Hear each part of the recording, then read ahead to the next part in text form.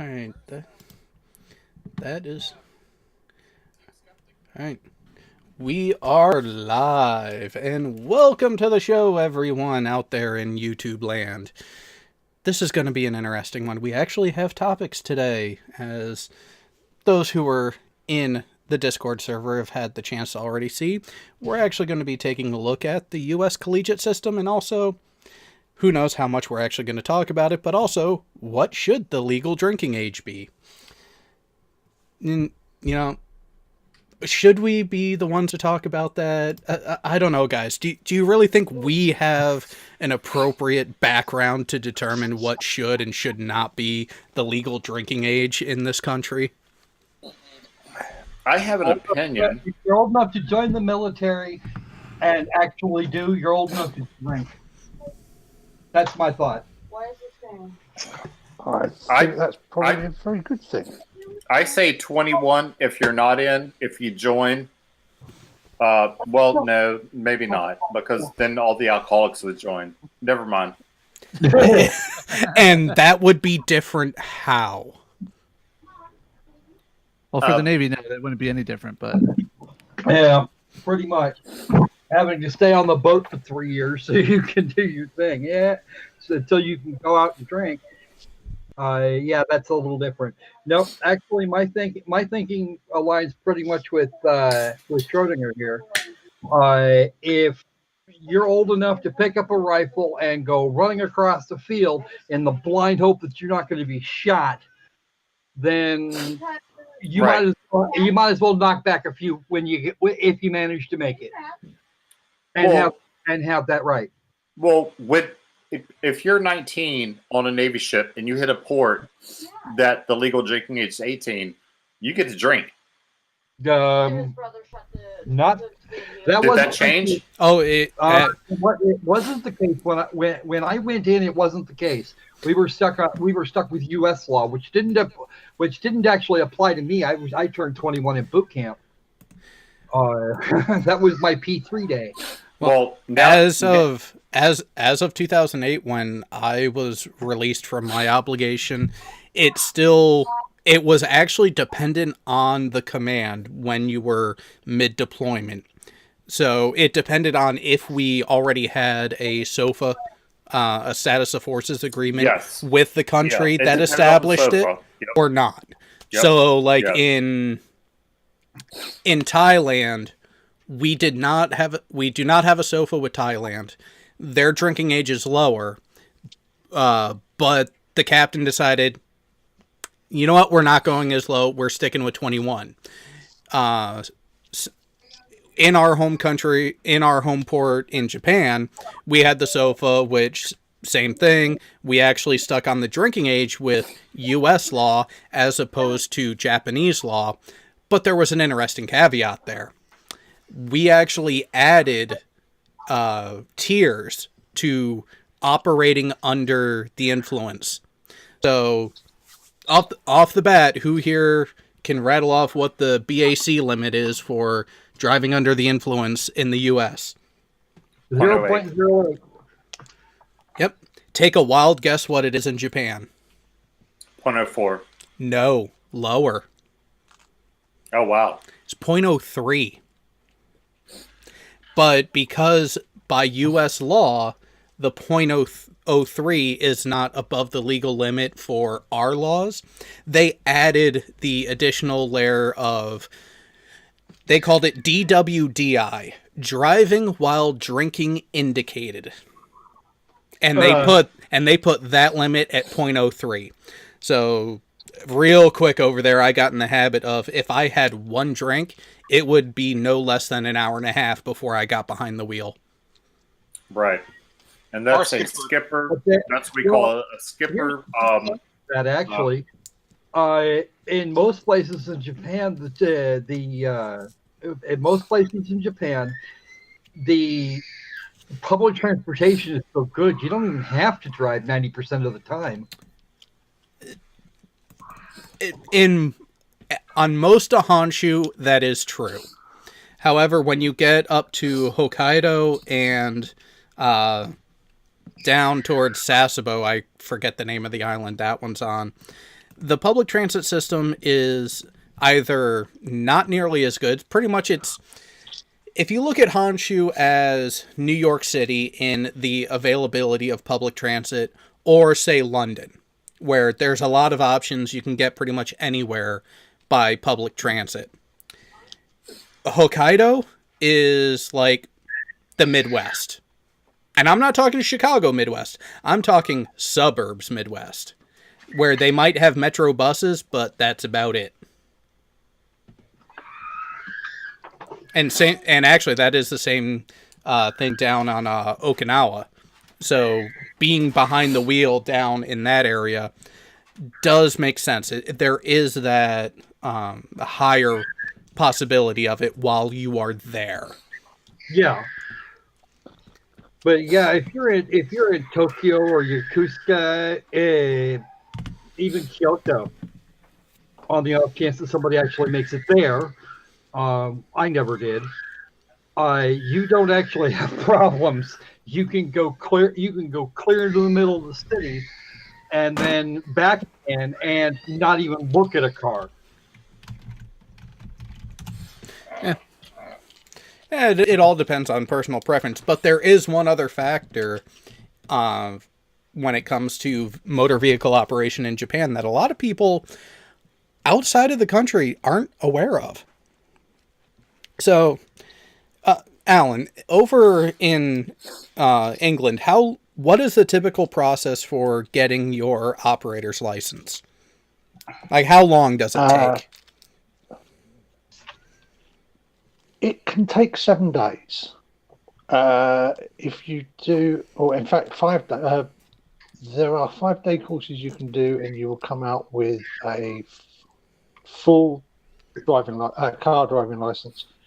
And remember that we all drive stick over here. We very rarely drive an auto these days. So that's the average is probably 3 or 4 months of weekly lessons, and then do your test. And it's about a 45-minute test for standard test these days, I believe.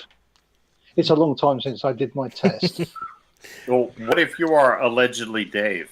How long does it take? He's how old now? That was a non sequitur. I mean that What? No. literally. Well, no, actually, my question was not a non sequitur because he's still working on it, and he's what, 50-something? Probably. Wow. But he's mentally a 10-year-old? Is that me? Oh, hold on. I've got some. My phone. Some people Christ. Some people do struggle with the practical test in the UK. It can be different. My daughter was one. She's a very good driver, but she cannot get through the test because she suffers very badly from practical test nerves and all sorts of stuff that she does really, really well. If you try and test her on it practically, she goes to pieces. Yeah, well, that happens. Well, but so it seems like England is similar to here. If you are of age, you can get your full license fairly quickly. The typical process here in the U.S., if you do it at the age of 16, you get your learner's permit, which is by passing the written exam. Then you have, depending on the state, an average of 6 months with your learner's permit prior to being able to do the practical test to get your full operator's license. So it takes a little less than a year average for most people. If you decide to go for your operator's license at or after the age of 18, very similar to what you said, Alan, is days to a matter of weeks, depending on how well you perform during the practical exam. Take a wild guess how long it takes to go from your first stage all the way to your full-fledged operator's license for a Japanese national in Japan. It's about 10 years, if I remember correctly, isn't it? 7. I went that far out then. 7 years of continuous operation because they treat everyone everyone behind the wheel of a vehicle is treated as a professional driver. That's different. No, that's actually not a bad way to do it. I know in Germany, France, Spain, and other countries nearby, it'll take you a minimum of a year between the time that you become old enough to obtain a learner's permit. And by the way, in this state, in Washington State, it's 15 and a half if and only if you have a certificate of enrollment from a driver's ed course. Now, I can say that in Germany, there were very, very good drivers at super high speed. Okay, but in the countries that I mentioned and a few others besides, you can get a permit to learn to drive, and I believe it's 16, and you have to have a year of safe driving with somebody else under your belt before you can even apply to become it for a full driver's license, and then it's another year. And in my experience in Italy, it's required that you crash into someone in the first 6 minutes. Well, that's actually the same. Italy, where they have no lines on the road, and Well, it's the same thing in the Middle East, actually. If you haven't run over an infidel in the first hour, you're done. You're no good. Did you spray off the patio? Yes. Did you check Yeah. Now, granted, there is one thing from the Japanese way of doing things that I kind of wish would become more international, especially because of the dumbasses on the road here in the U.S. They have this wonderful magnet that you put on your vehicle for your first year of operation of a vehicle in Japan that notifies all the other drivers around you, hey, I'm a newbie, take it easy on me. And actually, believe it or not, here in Washington, we have a tiered system if you're under the age of 21. And the first step in that is a limited driver's license that you can get at 16, and you have restrictions on how many people you can have in the vehicle, and so on and so on and so forth. And if you should violate these, you're going to lose your license until you're at least 18. Now, I've heard of some states where if you've had a DUI, you get a special license plate. No, they don't do that here, but they will give you a freaking interlock. I can't remember what state it is, but there's at least one where you get a special license plate so cops can take an extra look at you. actually, here in Virginia, by our driving regulations, the drivers under 18, they're only allowed to have one passenger in the vehicle under the age of 21. Yeah, that's actually it's the same. It's almost the same thing here, although the age limit is 18 and not 21. But you can't even get a full driver's license, as in you can't get a full unobstructed driver's license until you're 18, and even then it's printed sideways, so that if you get pulled over and there is any alcohol that's found to have been consumed by any person in the vehicle, you're still busted. You know, I disagree with that bit of it because, like, Me too. say you are the designated driver, you literally just went out to pick up your older brother or older sister who's hammered out of their gourd, and they're doing the right thing by having you, young, sober one, pick you up, and yet you're still liable for operating under the influence and violating the law because you were doing the right thing? Right, they didn't think that through. Liable for the Somebody's got an echo. level of intoxication or not of your passengers. Hey, Eric, I'm in VA too. Where are you at? I currently live out near Richmond. I'm originally from Virginia Beach, however.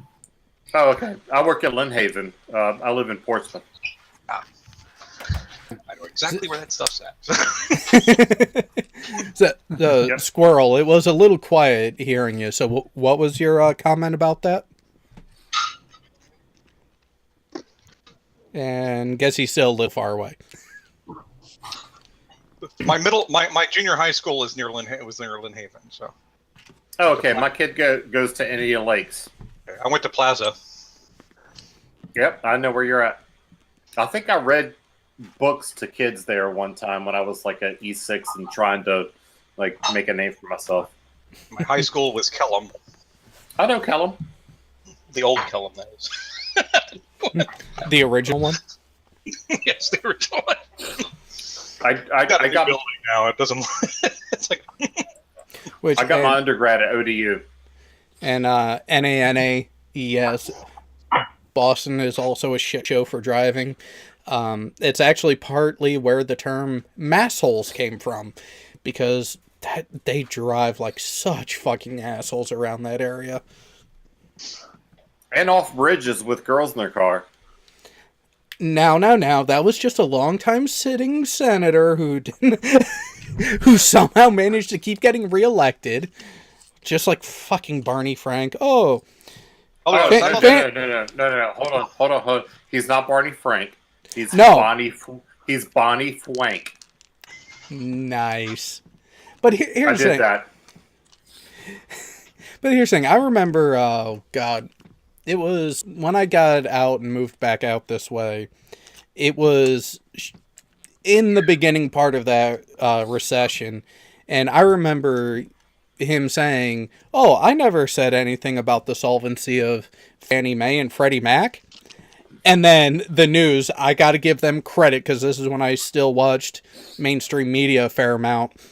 They brought up tape of him 2 years earlier saying exactly that. I have looked into the solvency of Fannie Mae and Freddie Mac, and there are no issues to be seen. Well, in his defense, he called it Freddie Mac. Yeah. That's not me defending him. That's me making fun of him. Oh, I know. He ran a brothel out of his house. Come on. Oh, he did. And people still thought he was beyond being criticized for anything. Yeah, a lot of that was PC. Like, you can't say anything about the only gay member of Congress. Wait. You mean that the liberal side of things, the Democratic Party, caters and propagates gender and sexual based preferences in a fuck you kind of way? No. I would never insinuate that. You know, Never ever. see, and Don't saying never ever.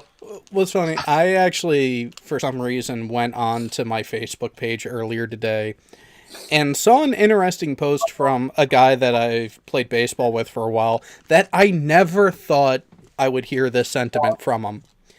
But even he has gotten to the point where he's saying is, you know, the two-party system that we currently have going for us really is full of shit. So can we all just go ahead and register independent and tell them to fuck off? Indeed. Like, I voted for Evan McMullen for that last president. Like, do any of y'all even know who that is? I don't even think he was on the ballot out here. It's some dude from Utah who made a little bit of sense, more sense than anybody on the ballot. So, I voted for Johnson on the last one, so last presidential. I was going to, but then he said, "What is Aleppo?" You know, I didn't have a problem with that because the idea of a politician going, "Well, I'm not sure about the name of a particular town or whatnot." Okay, I get along with it. He actually said he didn't know. Most of the time, they Fair just point. make shit up. Fair point. Fair point. Oh, you mean like landing on a runway in Bosnia under sniper fire? To where she had to keep her Well- head down and run to the vehicle? Well, there might have been a guy. I think there was a guy with a paintball gun with, like, you know, something.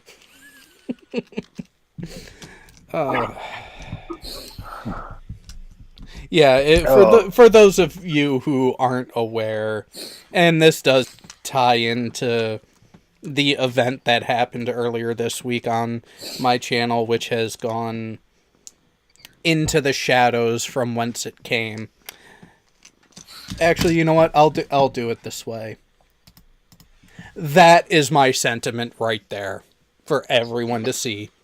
Well, okay, for the public to see. The panel can't quite see it, but I put up that meme that just says "fuck you, liars."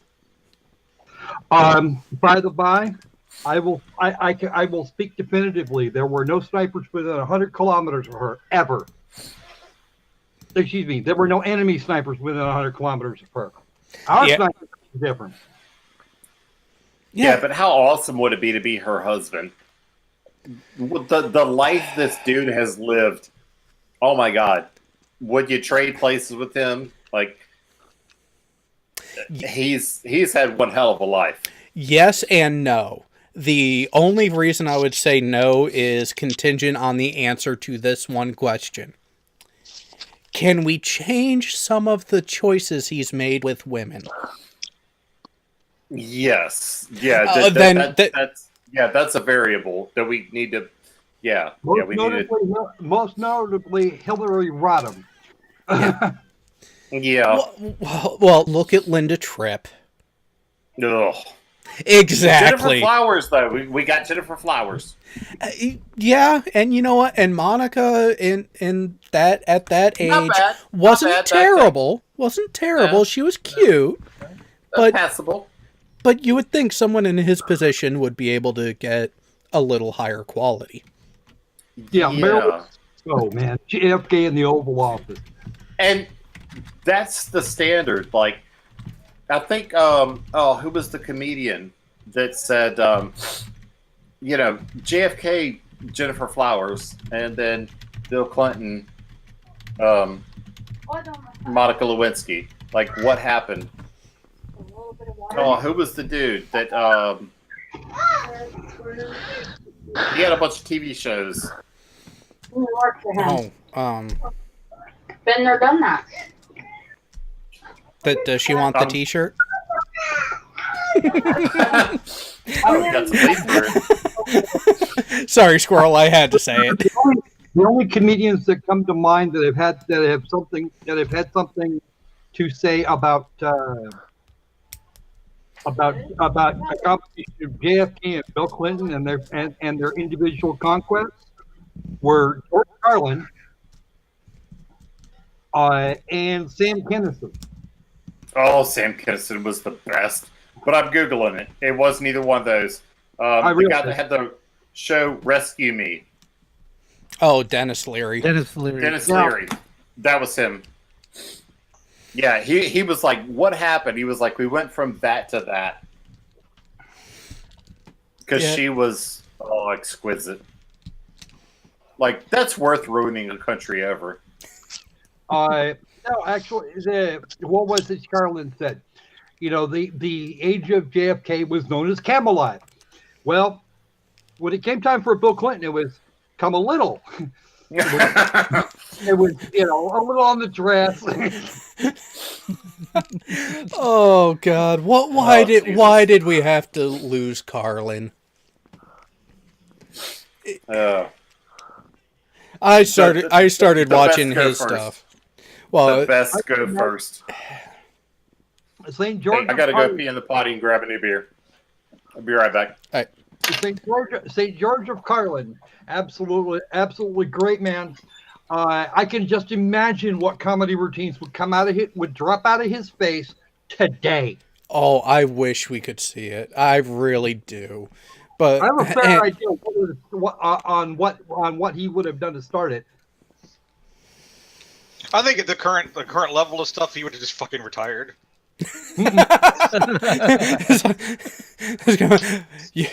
It's kind of like what fucking Trey Parker and Matt Stone did. Is like we really couldn't write for South Park at one point, not the current season, but the season before, because the shit that was going on in the real world was better than anything they could come up with. Like, they really couldn't make fun of a lot of things because they were making it, the real world was making it happen in the first place. Well, Actually, believe it or not, the Onion's having the same problem. Dude, we can't come up with anything more fucked up than what's going on out there. We just don't have it, man. It's one of those, oh, I'm out. Yeah, it's like I'm seeing actual news articles, and I'm just shocked they're not Onion stories. You know, it's like, what the fuck? Oh, the, God. Onion the Onion has honestly got nothing on the regressive left. Nothing. Well, is The Onion has succumbed to Poe's law. Well, I was watching a video by GE, by Godless Engineer, the other day, and he brought up a news article thinking, I was like, oh no, this headline has to be fake. And shit you not, there was a couple in court to try to retain custody of their young child because the crux of it was the mother wanted to rename the child Jesus, Joy of the World. Joy of the World being one word. It was either the mother-in-law or her own mother was petitioning for custody because of this, for mental issues was really the only way to describe it. Which, motherfuckers, she had a valid reason. And ended up winning. But it wasn't just the name that was the straw that broke the camel's back. This couple was offered a public attorney to help represent them throughout the proceedings. Take a wild guess what their response to that was. No. Yeah, they denied the public attorney in favor of a stuffed animal that they said Jesus was acting as their lawyer and speaking to them through the stuffed animal. Oh, I'm just coming back. I missed all that, but I just a little bit you just said. I know that story. Oh no! I personally let the stuffed animal represent them. So, you know. Well, they talked to the stuffed animal, and Jesus talked back to them through that. Yep, so it was actually, they were being represented by Jesus de facto through this stuffed animal. Of a lion, I think it was? I think it was a lion, yeah. And Technically, Jesus wouldn't be able to represent them, you know, because he's not licensed in the bar. So, I got in trouble at work. I got in trouble at work with my friends because I went and said, "Hey, which ones of y'all are Catholics?" And the ones that raised their hand, I said, "Okay, so when you take the sacrament, it literally becomes the blood of Jesus, right? So that means that Jesus' blood is 12% alcohol. So if Jesus is omnipotent, why can't he legally drive?" Oh, I love it. See, and at first I thought you were going to go towards the cannibalism route. Yeah, I was just thinking that one. No, I was unique. If he could do anything, why can't he drive legally? Well, you have to exist to drive legally, for one. Well, yeah, but if .08 is the legal limit, illegal, yeah, then why is .14 illegal? I mean, he's wrecked. Like, he's dead with that BAC. Yeah. You know what the sad part of it is? I've seen higher. And not dead. Oh, funny thing you mentioned that. So for those who were on active duty in the early 2000s, do you remember a particular program called Prevent? Ugh. Yeah. Yep. So that's after my time. So it was a alcohol abuse awareness program that all junior enlisted had to attend, and it was a 3-day event. Command required at every base you checked into between, I think they started in what, 2000? And It was a little after. It seems to me like I was a first class by then, but my annoyance was having to send my guys to it. yeah, it was all, what was it, E4 and below who checked into the command had to go to it. And yeah, it started before 2002 when I joined. I had to go through it then. I had to go through it again in Japan when I got there in 2005 because I was still in E4. I actually made E5 right after that. And this was it was what we call a commanding officer CYA. Yeah. Yes, that's exactly what it was. Yep. But here's the hilarious thing. The first time I went through it, it was at my first duty station in Jacksonville. So my only experience up to that point was A school, the FRAMP, the NEC school, and then some travel time. Yeah. Well, while I was in A school, a buddy of mine... Hey, Jared, Yep. you're you're a little bit garbled, at least to me. I don't know if anybody else is. I'm hearing you That's just me. fine. Okay, maybe gotta it's be just you. me. Yeah. Go ahead. I But- can still hear you. All right. So during A school, we had a long weekend. Buddy of mine and I took a little road trip up outside of Raleigh, North Carolina, from Pensacola.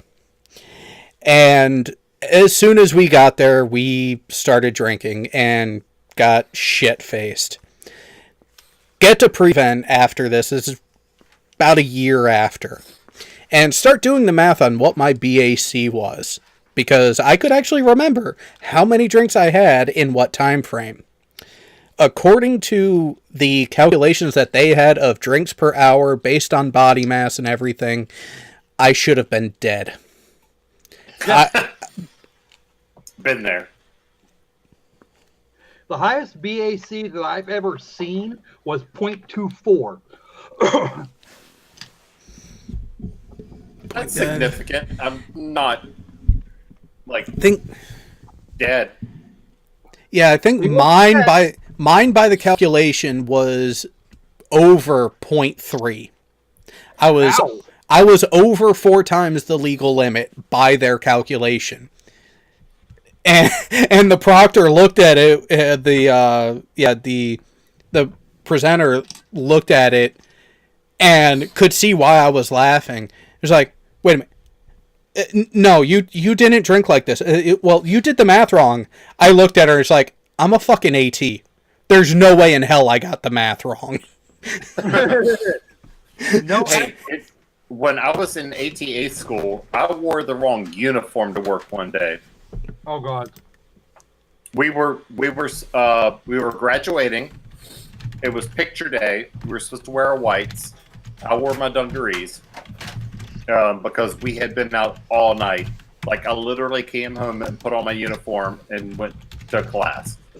And the Marine Staff Sergeant, who was our instructor, came over and whispered to me, "Go back to the barracks, change your uniform, use lots of mouthwash, and get your fucking ass back here." Yeah, he knew what's up. 1995. Damn. That was at the tail end of when it was cool to still do that stuff. Anyway, this isn't getting us anywhere as far as our college system. Well, we were still talking about the drinking aspect of it. I mean, come on. Well, this is what we know. I mean, I went to, university, but I was at E6 when I went. I had my own house, so I don't know the whole dorm thing. Oh no, actually, the main crux of the collegiate issue that was brought up by a subscriber and friend of mine is actually dealing with the financial side of it. Oh, I don't. The GI Bill. Well, not even that. It's not even on the financial aid side of it per se. One of the things that he brought up that really caught me is all colleges are tax-free organizations. Yep. Without exception. Not just public colleges. I didn't even know that. Private are as well. But only if you're accredited. Well, Because if you are not accredited, then you still have to pay the taxes, unless you are religiously based, in which case you're not paying taxes anyway. And I really think they should be. If you're not accredited, who wants to go there? Kent Holvine. I don't know. At the meat market, the evangelical meat market that is Jackson Hole Bible College. Well, then they get what they deserve.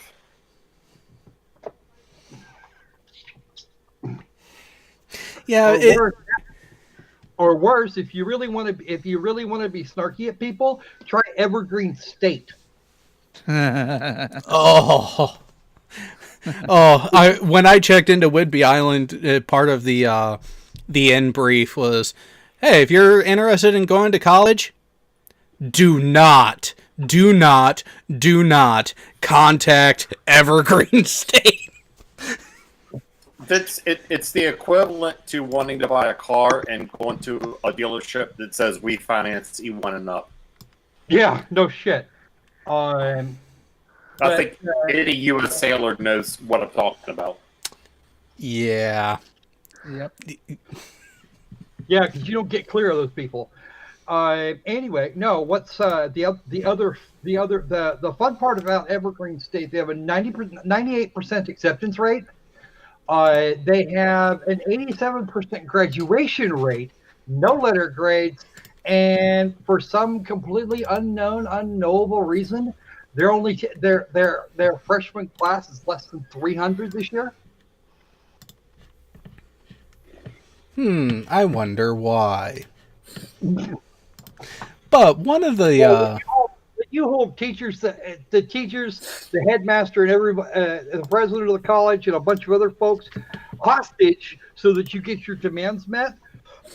Then your school has a major problem, especially when it makes international news. Oh yeah, that's bad. When you're making news on that level as a small in-state type of establishment, you got issues. The Japanese were laughing. They were laughing at us. I still have a few Japanese friends, and they called me and said, "This is not a serious thing, is it?" I said, "Unfortunately, yeah, it is." But that is the free market working itself out. I was joking. It took a while, but that's the free market working itself out. Well, Evergreen State has fewer than 300 in the incoming freshman class. They were set up actually set up and expecting 2,500 total across all 4 years you could stay at Evergreen, and they didn't get anywhere near that. Good. The system works. Coleman is just about half of that right now. And those 300 are going to find out pretty quickly. Well, yeah, unless, of course, they're there to be the social justice sites that they saw on the freaking news. Sure. Well, we can go ahead and we're going to have some fun and actually dive into a couple videos that I was given by this friend of mine who brought it up.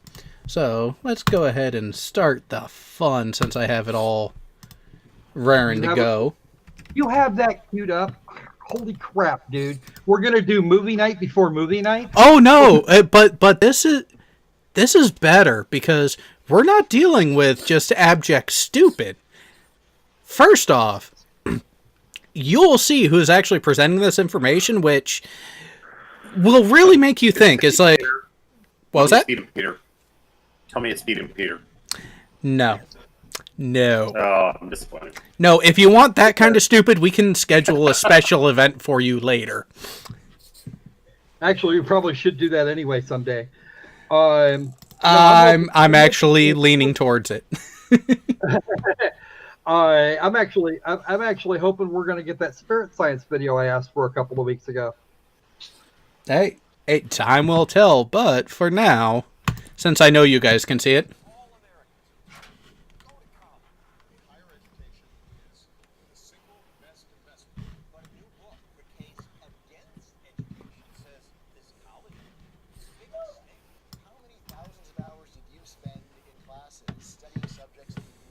thought about again.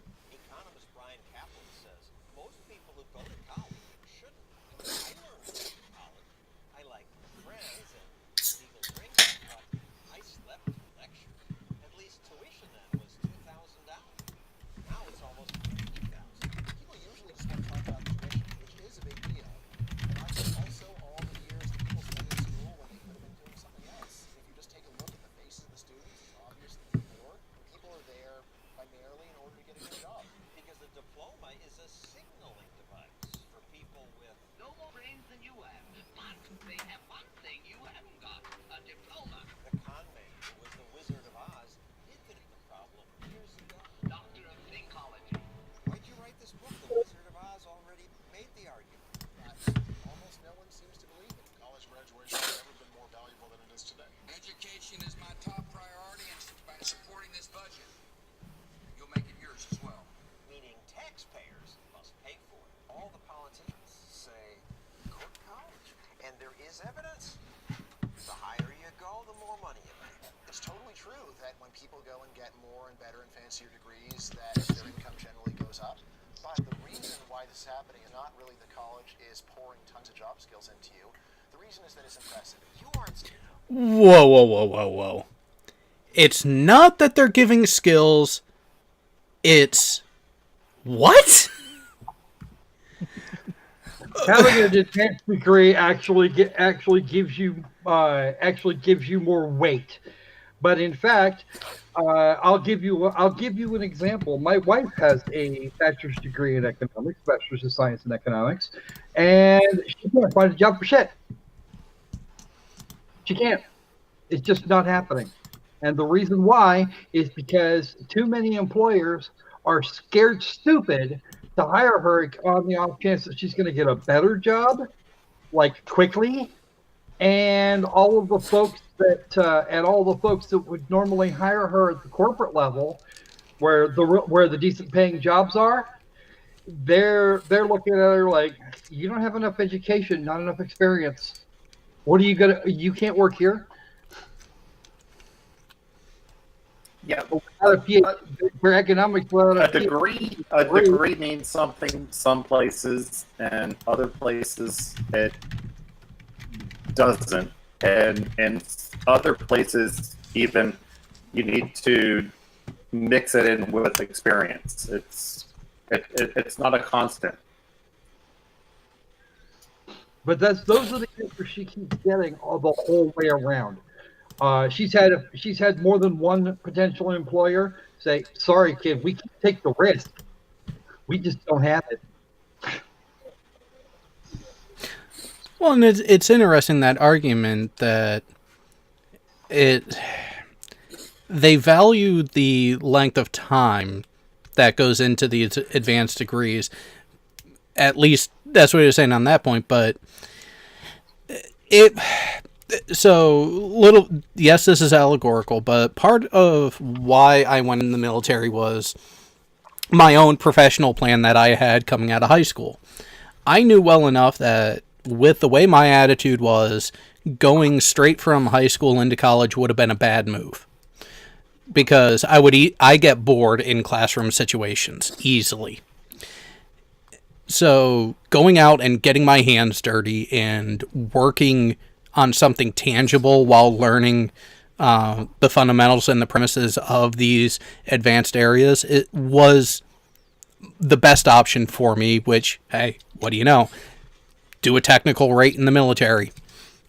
So my overall plan was to either go career in the military, then go do something else, or do my short stint, go back to school at that point, and starting while I was in, and then go on to bigger and better things from there. It actually worked out better for me to do it that way, because even though I got off of active duty in what a lot of people termed as the heart and the worst of the recession from 2006 to 2008, and I had no problem finding a job. I had no problem finding a job that paid very, very well. And my degree Yes. was actually essentially irrelevant to me getting that job. The fact that I had the experience of working on equipment hands-on successfully was more important than the degree. Which just goes to show you really need to learn where you are choosing to go with your profession, because there are a lot of areas where, yeah, the degrees are nice, but can you actually apply it beyond that? Well, and see, here is a thing that went on when in 2001. if you wanted to get out of the Navy with a technical rate, or had been a part of a technical rate at some point, then you were pretty much boned. You'd still have to go back to school to go back and do that before anybody would fucking hire you. Because that was my experience. So my experience is a lot like Jared. We had the same kind of career coming up, and where I'm at right now is I've got a fairly lucrative job, but I've got my bachelor's in electrical engineering, and they're asking for the degree plus the experience for this job that my boss came to me and said, "Hey, I want you to apply for this job." And they want, the degree, but they want 10 years of experience. Luckily, I have 11 years as an avionics tech plus the degree. And so, sometimes those things align themselves just perfectly. And it looks like my bosses are trying to, push me towards this thing that's a little bit more lucrative than where I'm at now. Sometimes everything just kind of works out. Hey, Shro. Yeah. Can you thump your router or your modem or whatever it is, because you're breaking up bad, dude. That's weird, because that's how y'all all sound to me. I thought it was just something. Well, I guess it is just me. Maybe I need to back out. I'll back out and come back in. Yeah, I can hear Jared clear as a bell, and you just kind of crunch. Oh, that's how y'all sound. So, hold on, let me back out. Wow. Yeah, I just realized I was muted on my mic. The drinking has begun already, guys. But yeah, I was trying to tell Cliff to shift F5. That reboots the window. Actually, I believe that I just hit F5 on mine. That refreshes Windows quick. And why is this thing marked reason? It doesn't seem to be very. It seems like there's a lack of it somehow. Well, granted, we are a minute 42 into an almost 6-minute video, and generally, I will give John Stossel this.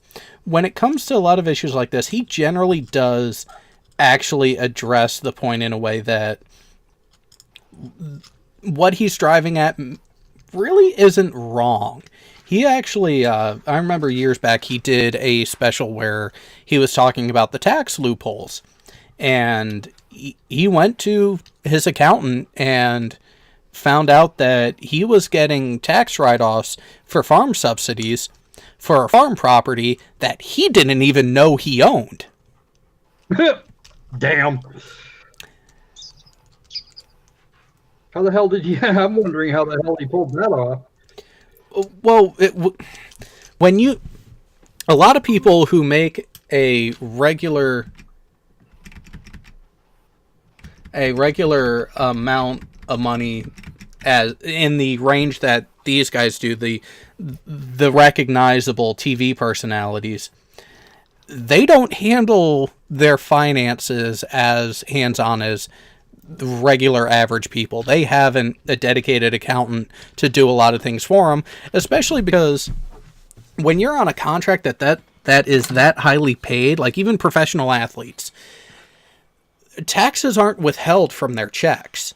So when it says you make X million a year, your total deposits into your accounts from your paychecks are that amount. No taxes are withheld. So it is on you to actually end up paying your tax liability. And that's where... When does that ever go wrong? Wesley Snipes. Wesley Snipes, Nicolas Cage. Well, granted, Nick Cage, he mainly had an issue of buying shit that was absolutely retarded because, well, he's Nick Famous. Cage. Yeah. And it was in that because there was a lot of talk. This was probably 2004. I do in general like John Stossel though. He does make sense. Yeah, which is why when I saw this one come up, I was like, you know what? If we're going to talk about this, we're starting with that one, because let's see what a voice who has historically been very rational and reasonable about things. Correct. Let's see what he has to say. I take it you watched this one already? No. And that's the thing. I like doing more of the live reaction types where I'll take a look at it and see if the quality is enough to go ahead and put on air. But I won't actually look at the content because I want my reactions to be as fresh and genuine as your guys's. Well, he did do the show where he applied for a basically it was kind of like a golf cart that was for handicapped people, and so he did all the paperwork and they gave him it showed up at his house and he was like, oh, okay, on government dime. Yeah, I remember hearing about that one, but I'll admit I never went and watched it. It was God, had to be 6-7 years ago. Yeah. But anyways, all right. So they were complaining the audio was low on their end about things. Am I good now? Oh, you're beautiful now. Oh, thank you. I didn't even put on makeup. See, but you have that natural beauty. You don't need the makeup. I keep telling you that. Well, yeah. I have this glow, you know. I think it's the cast. You know, some people are like, how the fuck can you guys joke about that? But then there are other butthurt people who be like, see, they're gay. They're gay. Just listen to what they say. It's like, get the fuck over yourself. Oh, no. Last week, my wife walked in here and said, you sound gay. Because she could only hear me. She was like, you sound gay. And I said, you sound like a civilian. Yeah. Oh! I could tell some boat stories. And see, that's the thing is, by naming it what I did, that should be the implied warning. Shit can get weird. Just give it enough time. Yeah. Civilians beware. I tell you what, my daughter has spent too much time around me because she quite often sounds like she's actually in the service, even though she isn't. So what I hear you saying is, with the sense of humor, she would fit right in. Probably. Yeah. She'll punch somebody in the face, is what I'm hearing. She'll punch you in the face, yeah. Yeah. Yeah. The thing that really got her was that she could have still joined the Royal Air Force with her diabetes, but they wouldn't take her because she's got flat feet. Mm. I thought we had gotten past that. Of course not. No, because she was in the Air Cadets and she went to do the training that the Norfolk Air Cadets send a team to the Nijmegen marches every year in Holland, and she went to try to do the training to get on the team, and she did 1 day's training, and they basically told her, please don't come back, because the state your feet ended up in, you will do yourself a serious injury. Well, then how it much just more nearly destroyed her surprising? feet. Then how much more surprising when she punches someone in the face as a civilian? That's just a sneak attack. So she's got that in her back pocket. Oh yeah, and what she really wanted to do with when she introduced me to her boyfriend was to have me cleaning my rifles, because I still do quite a lot of shooting for somebody from the UK. Like, how does that work? And she's a that better might be a shot than I segue. I don't know if we want to even go down this road. That's a deep topic. But, like, if I want to go shoot, I go out to my dad's house in the country and I blast away whatever I want. What is it like over there? It's not that hard to shoot if you really want to. You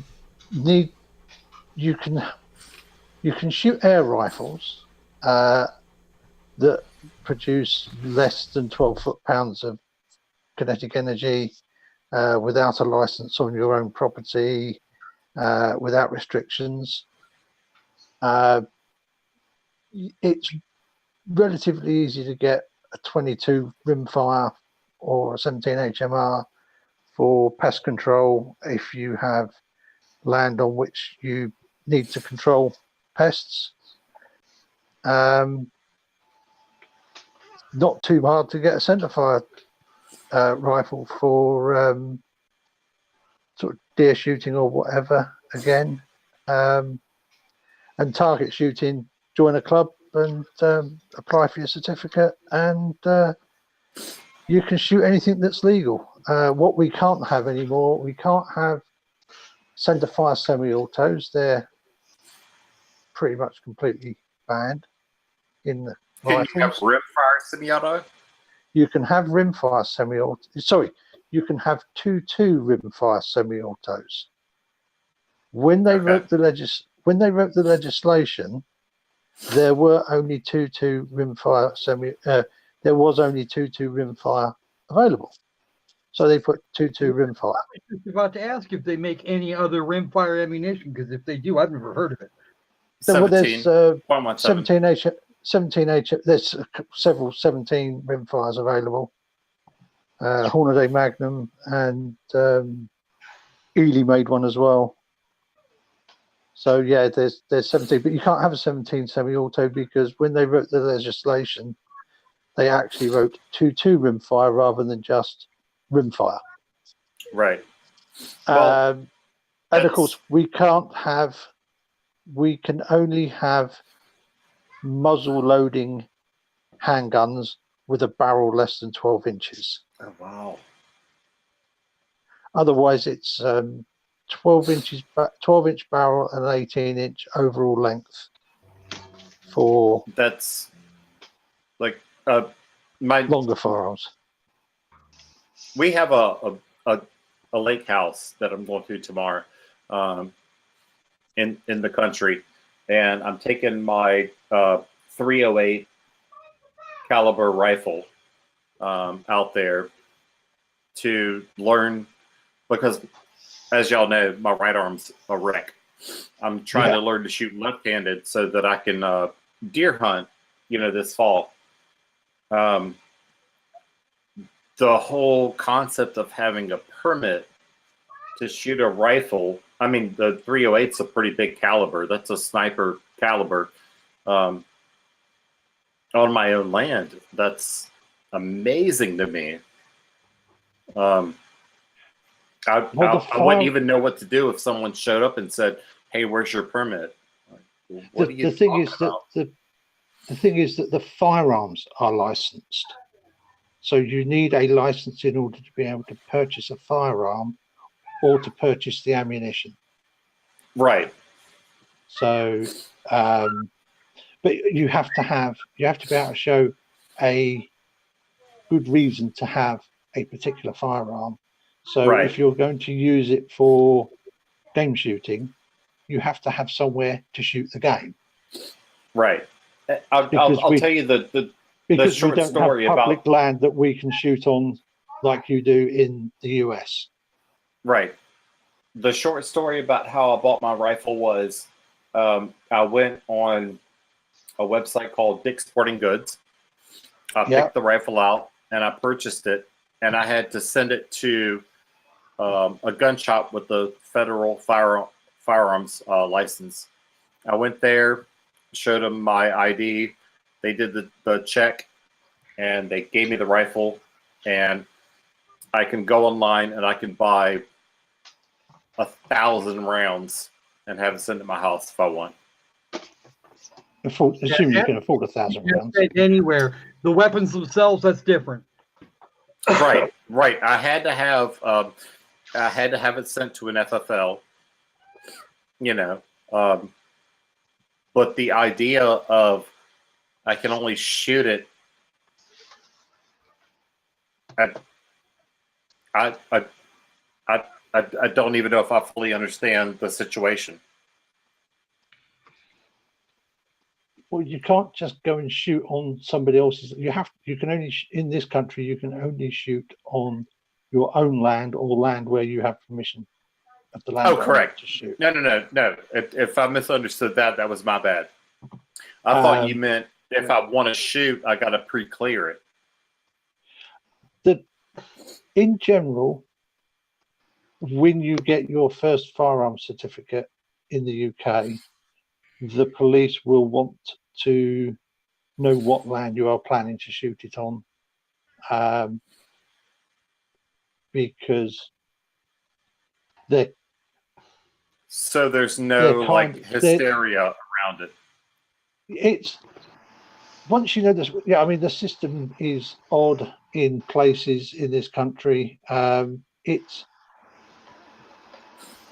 gets a little bit difficult at times because it's down to some of the regulation is down to the discretion of the chief constable of the particular area, which makes it a little bit tricky because Norfolk might do things differently to Cambridgeshire or Suffolk, our neighbouring counties.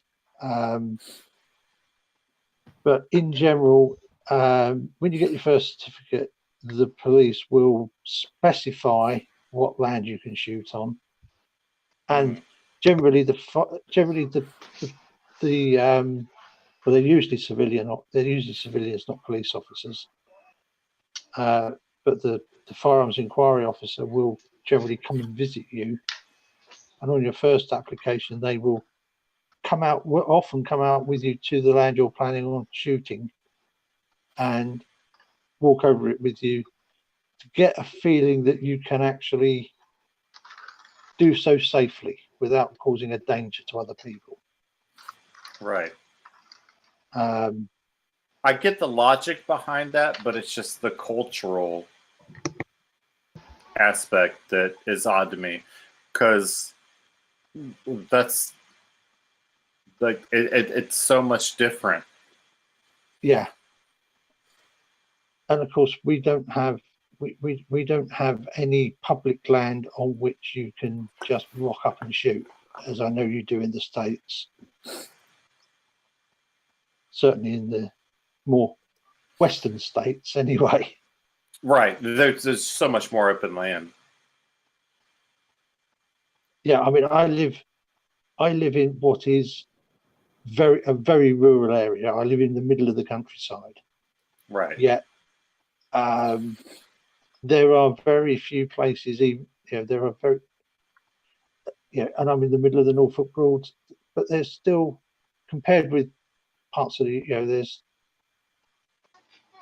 there's people living within a quarter mile of everybody. Right. You've really got to get into some of our more mountains. The mountains of the Lake District, the Scottish Highlands. Right. They're really the only places now where you can get Now, where More you're than- describing, where you can get more than 4 or 5 miles right, from somebody's from where somebody is living. right, where you're describing that you live is sort of like where my parents live, and my dad could empty a whole magazine on his back porch, and no big deal. Now, I'm in the city. If I were to discharge a single round, the cops would be at my house. So I guess it's just a matter of scale. Yeah, I mean, we're a tiny little country. Right. Yeah. And that's and to our be expected. And our population density is huge. Yeah. Yeah. No disrespect. I'm just saying how different things are. Not that I mean, I've anything only is better or worse. I'm just saying it's different. And, you know, I've only visited the US once, and that was Florida. Or Florida. Did you or a whole wrong state. The northern part or the southern part of Florida? the middle bit, where we all go. Or should say Florida or South Georgia. Which one? Yeah. North Florida. Oh, I got stories for days about North Florida. No, Orlando. That's North Florida. Orlando's kind of like on a border there, but it's close. I'd probably say it's probably closer to South Florida, really. Yeah, I guess they get a waiver in Orlando, just because, you know, Disney. Yeah, I Except kind of thought it OBG. was about halfway down. So, from what I remembered, but yeah, I mean, but even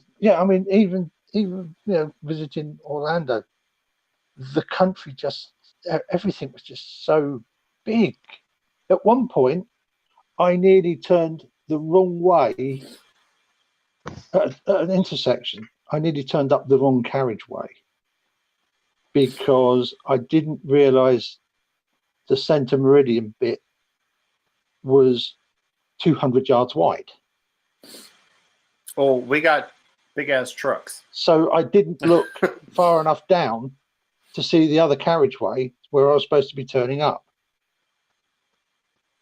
So I thought, oh, that's odd. It's only a single carriageway. There's no center meridian. And then I went through that in Germany.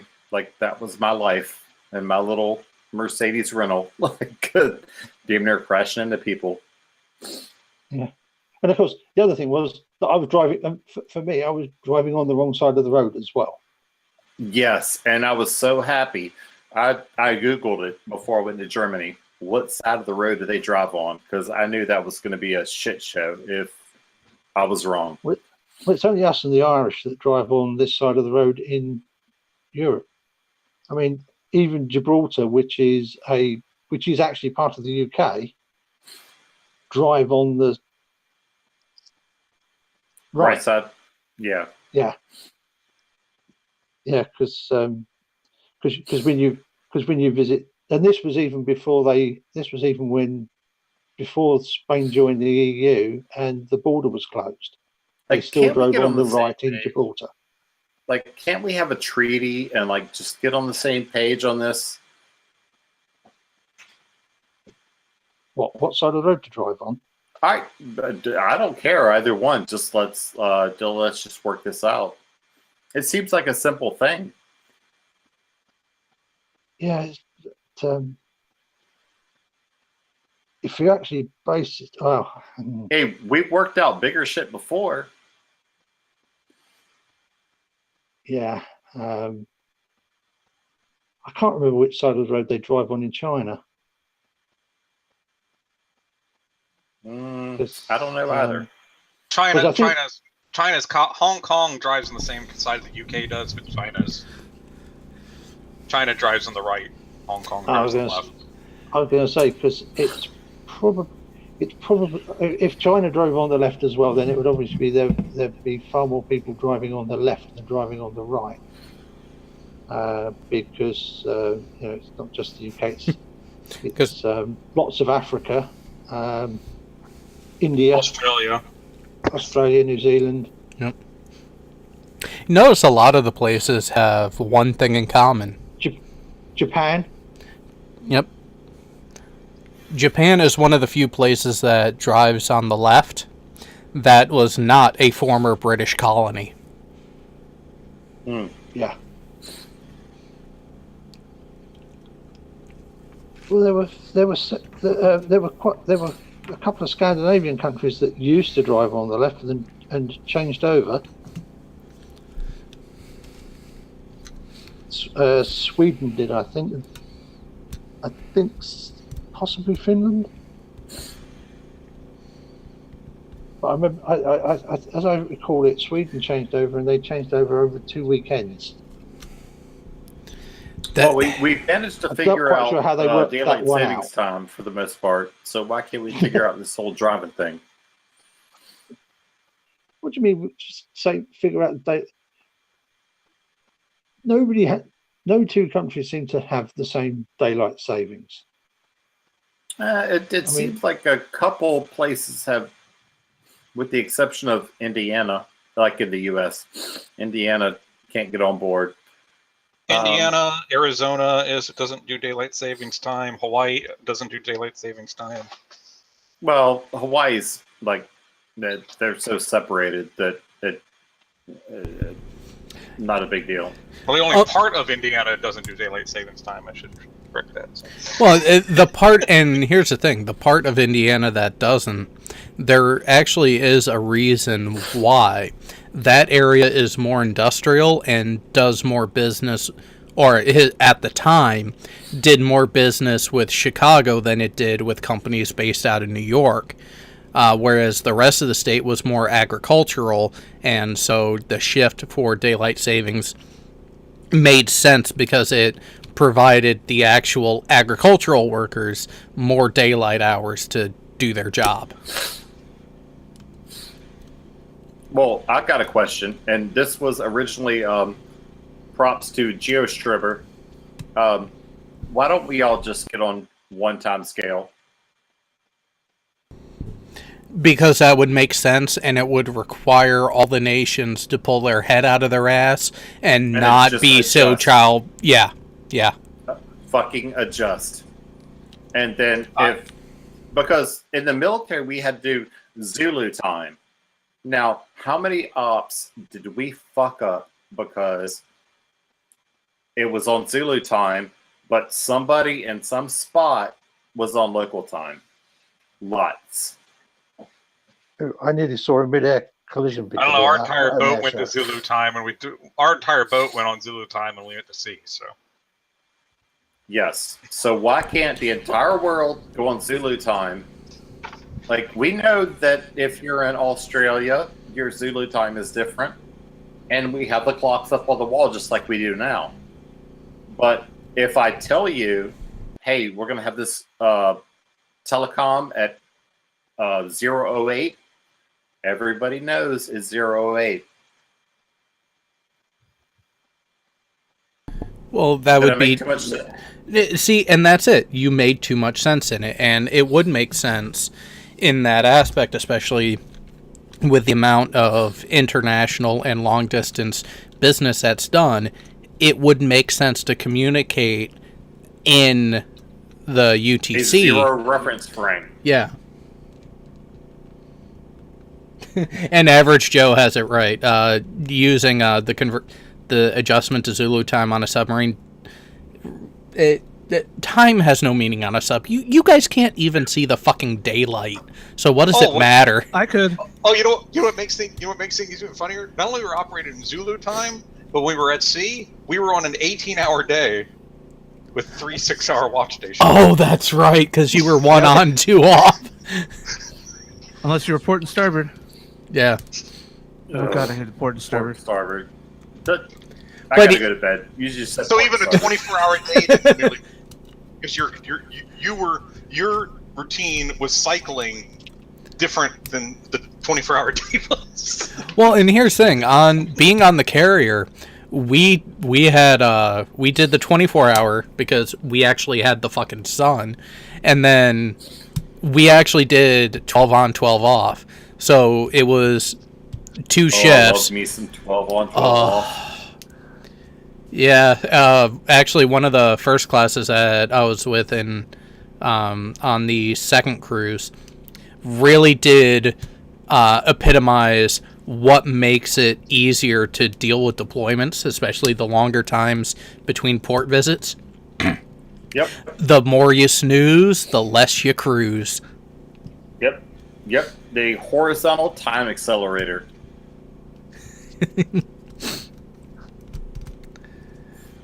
Which Yep. there's that Facebook group that Jay Brown included me in on. I saw a picture a few days ago. I should have fucking saved it because it was one of those.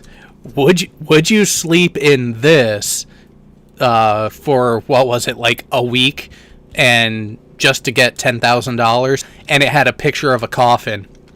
The lower half of the picture was a guy being woken up in his rack. It's like, bitch, I did it for months. Oh my god, Was that the yes. U.S. Navy veterans page? I think so, yeah. All right, I like my submarine right now. picture pages better because they have that where someone like shows a picture of some like carrier berthing and says, "Oh, I could do it," like, and they would just post like a picture of like submarine berthing. Oh, that's spacious. Yeah, I got to scoot out of here in a minute. But the one thing I did, just Jared, real quick, on a carrier, how awesome was it that our berthing had the same AC as our work centers? Depends. Are you top rack or bottom? I'm just saying, as far as our shops have to be cold, Oh yeah. and our berthings were cold compared to everybody else's. They're Oh, yeah. in there sweating the rack, and we're just. Oh, I'm trying to curl up in a sleeping bag to go to sleep. Oh, I still have the fucking blanket. Where was I? Think I picked it up in Hong Kong. I have this huge king size yeah. faux mink blanket. Oh, that thing was so fucking needed. Yeah, you can curl up and get warm. If it's 80 degrees in your berthing, you can't get cool. Oh, and then and IM3, we were our berthing was what, a 300 shit. We were in a 300-man berthing, and so figure average you had 150 other bodies in there, and then put the ambient temperature up that high. It's like, ooh, sucks to be you. Oh no, wait, we had AC. I did kind of feel bad. Blasting out of the vents. Oh yeah, I kind of felt bad for some of the guys on the top racks because they would be right next to the vent, and there was no top to the top rack, so they were getting it full fucking force. So those guys got fucking chilly as shit. I love the top rack because you could actually sit up in your rack, like full, like sit up vertical. That was the pro to being in the top rack. Yeah, you had to do some gymnastic shit to get up there, but yeah. Well, and that's why I was always middle rack, which I never fucking gave that thing up once I got it, because top rack with the cube I was in, I would have been right under an AC vent. So even sitting up would have been a little difficult for me. Yeah. And also the cold. If you sit up in the middle of the night, you think you're still at home, and you sit up and bang, whack your head. Like, yep. Yep. And I'm glad I was never bottom rack, because how many guys, while you're in port, end up to quite the warm down there. They think it's the bathroom. They're peeing. Yep. In the corner. Like, no bottom rack. That's why you get promoted fast. So you don't have to have the bottom rack. You can pull rank. Be like, nope. Could be worse. Torpedo room berthing. Well, we didn't have torpedoes, so I don't know what. I think about the only spots that would be worse to have a berthing would be on the on the O2, directly below either the arresting gear or one of the catapult brakes. No, I'm going to say down near your rudder, one of your shafts, where it's The constant noise. hot as fuck, and there's no senior officer that lives anywhere near that, so they don't have to cool it down. You got to remember, where we were, there were senior officers up there. Plus, there were electronics they had to cool down. You don't have to cool down shit down there. Fair point. Yeah, I didn't consider the officer locations because middle of the O3 was where the majority of the wardrooms. Yeah. Yep. And so that was nice and cool. Plus, what happens to a CAS system if it gets above 75 degrees? Oh, Cass hates it. My ARM 200 hated it. The rest of my test sets were fine, but because we had the Micro Min plus the ARM 200, plus we actually at one point, not when I was there, but just before I got there, there was a CAS bench in Shop 7 on the Kitty Hawk. And CAS will shut down. Yep. Like, you can't do anything about it. So same AC up there. Yeah. So choose why your. it was always nice and cold. Yeah, choose your rate. Choose your fate is what you were about to say. Yep. And that's where I tell anyone who asks me about joining. The first thing I ask them is, what matters to you? Like, what is more important to you? Do you want to make rank quick? Do you want quality of life? Do you want to see different places? Because all of these factor in. Because here's the thing. Quality of life, Air Force does have us beat. But you are not guaranteed your job. So whatever you're told on the way in, you may not leave boot camp slated to go there. They can change it on a whim, and often do. Make rank. Yep, it is slower promotions. And also, longer assignments at bases, and you may end up in the Dakotas. Ooh, my dad did. Minot, North Dakota. My dad was there. Air Force. Missile base. Now, granted, you may end up in Kadena on Okinawa in Japan, or end up over in England or Germany, but you can also end up in a shithole like New Jersey. Yep. To me, and this is what I told my brother who did not listen to me and paid the price, the happy medium and all that is Navy ATI. Am I wrong? Not even close to wrong, because you make rank. Oh yeah, I mean, I made E5 include from the time I got on a plane leaving Boston until I made E5 was just over 3 years. I was just under. First time E4, first time E5. Yeah. Like And third time E6, just because of the math. the bottleneck. You know, the math, the math wasn't there. But first, so I was a 7-year E6.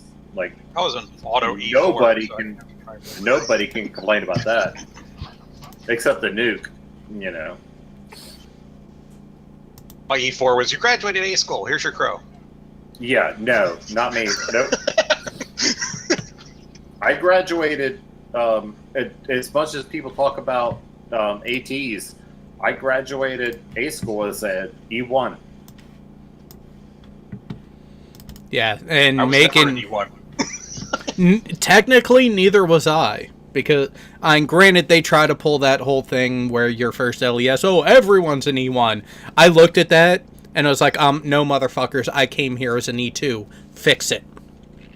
Well, I was paid E1 in boot camp, but I was auto-made E3 after graduating boot camp, and back paid is E3 through boot camp, so it's technically never an E1. Yeah. Nope, I did time and a rate, each rate, but still made E6 in 7 years.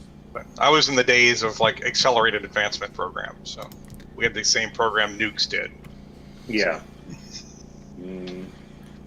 Yeah, I hit it at a bad time, but still just. In fact, it was possible with how long our C schools that much like nukes, it is possible, depending on how the advancement exams line up compared to when you graduate, for you to be eligible to take the E5 exam before you ever even get to a boat. Oh, actually, funny you mentioned that. My dad reported to his first boat as an E5. Oh, we had several like that. Got the boat as E5s. And yeah, and let's see. And it took him, he joined in 75 and he made chief on the 83 cycle. He pinned on chief a month before I was born. Oh, wow. So in 8 years, he went from just being in boot camp to being an E7. That's badass. I know a nuke ET that was like that. Yeah, my dad. He was one of the first chiefs I ever saw that had red stripes on it, and I was not shocked when I found out. Well, that's because he hadn't been in long enough to get gold. Yeah, my dad was a red chief. Oh yeah, I've seen those, especially in the nuke community. Yeah, well, and that's the thing. Sorry, guys, my dad was a nuke MM. I'm gonna sign off. Family stuff. All right. Enjoy. See y'all next week. Yep, Jared. And hey, send me a message if you ever need someone for an FE thing. I would love to get in there and crush some dudes. all right, sounds good. And so Skeptic is planning on coming. He did mention in the live chat he had a transformer blow and he's waiting for power to come back. Oh, those transformers, they blow, but they blow so good. Oh, which actually I have a video of one going off. Oh, I do too. It's on Pornhub. I have a generator. All right. All right. Love you guys. Take it. Wow. Do you want to go ahead and share that one you just put in the Discord server with the rest of the class there, Mr. Brown? Which one are we talking about? The one you just put into the mess decks. With the old salty fuck. Oh, that one. I suppose I could be convinced to share that one. I mean, it's going to end up in the slideshow rotation anyways, but that we can't delay that one. I tell you what, all that accelerated advancement back in my day made submarine crews very interesting looking. Because when you think about how many ATF AF fields are on submarines, like the percentage of the crew in ATF AF fields, they were all in accelerated advancement programs back then. It's like we had a crew of 113, we had 4 E3 and below. That's it. 4. Yeah, and that's where the E5s end up doing shit duties too. Which that is one thing I did enjoy because I made E5 right before the first cruise that I did on the Kitty Hawk.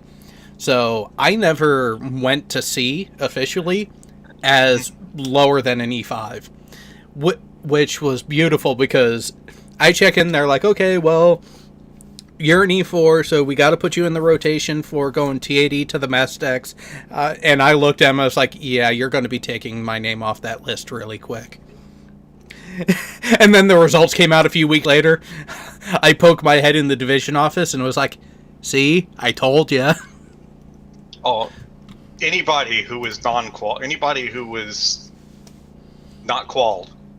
Oh, mess decks. Was doing mess deck. Yep. If you were an E5 and you were not qualled, you'd be down in the mess deck. There were like, you'd find E3, E4, E5 nukes down there in the mess decks. Or you're qualling, you're cranking. Yep. Oh, yeah, because, we're going to get the hard work out of you now, and then once you've proven yourself to be an asset to the boat, then we will slightly ease up on you. Those dolphins are worth more than that crow. Oh, yeah. Oh, by the way, Jared, has any of my new ones made it into the slideshow yet? Yeah, Specifically the Star Wars one?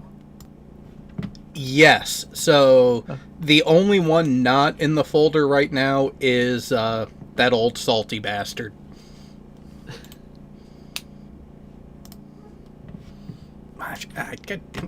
Stop opening up in that window. But it is now in the folder, so.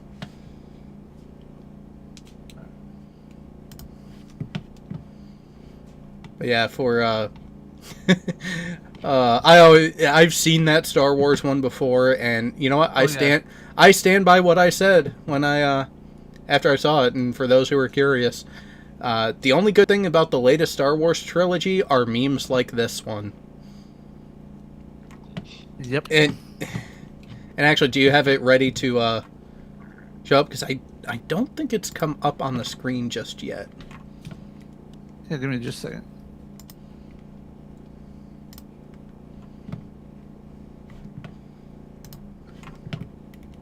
All right. Yes, that one. We heard stories of the old Navy, the booze, hookers, discipline, hazing, fan room counseling, and Subic Bay. Change that to... The only thing I would say is, yeah, they're all true, all of them. Some of them still take place if you're on the right ship. Which is getting harder and harder to get these days. Oh, yes it is, because more and more of us who would allow shit like that to happen, because we recognize the value of it, which, yes, there is value to it, are gone by the wayside. PC Navy has really taken hold. And I say, fuck those bastards. I still fondly remember getting my dolphins tacked on. Yep, my crow got tacked on, my wings got tacked on, my air warfare. They didn't do the surface, though, because, well, I'm not part of the surface community, so it was one of those, oh, you just want to be an overachiever? And my response was, well, no, if I'm gonna stay in long enough, I might as well make it easier to make chief. Because at that point, I was 50-50 on going career. And actually, I was talking with someone. Oh God, where was it? I think it was actually at school in the veterans lounge at the campus, where had I stayed in, I would definitely be a chief right now, and I probably would have made chief, if not first time up for board, definitely the second. It's one, and you know, part of that is why I didn't really like how some of the promotions are handled, because I know a factor in whether or not I would have made chief was, actually name recognition. Because my father was a chief, my uncle was a chief, and when I was in basic training, there were senior enlisted who recognized my name just because of my dad.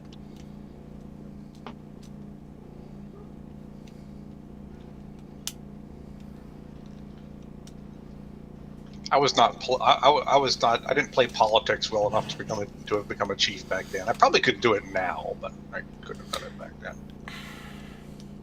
They never would have made me a chief. when I started getting short timer syndrome, which was when I got to Whidbey Island, yeah, that kind of shot me in the foot. But even then, arduous sea duty, dual warfare, and making rank quick and always scoring in the top 5% on every rating exam I've ever taken, yeah, it's kind of hard to deny all that stuff.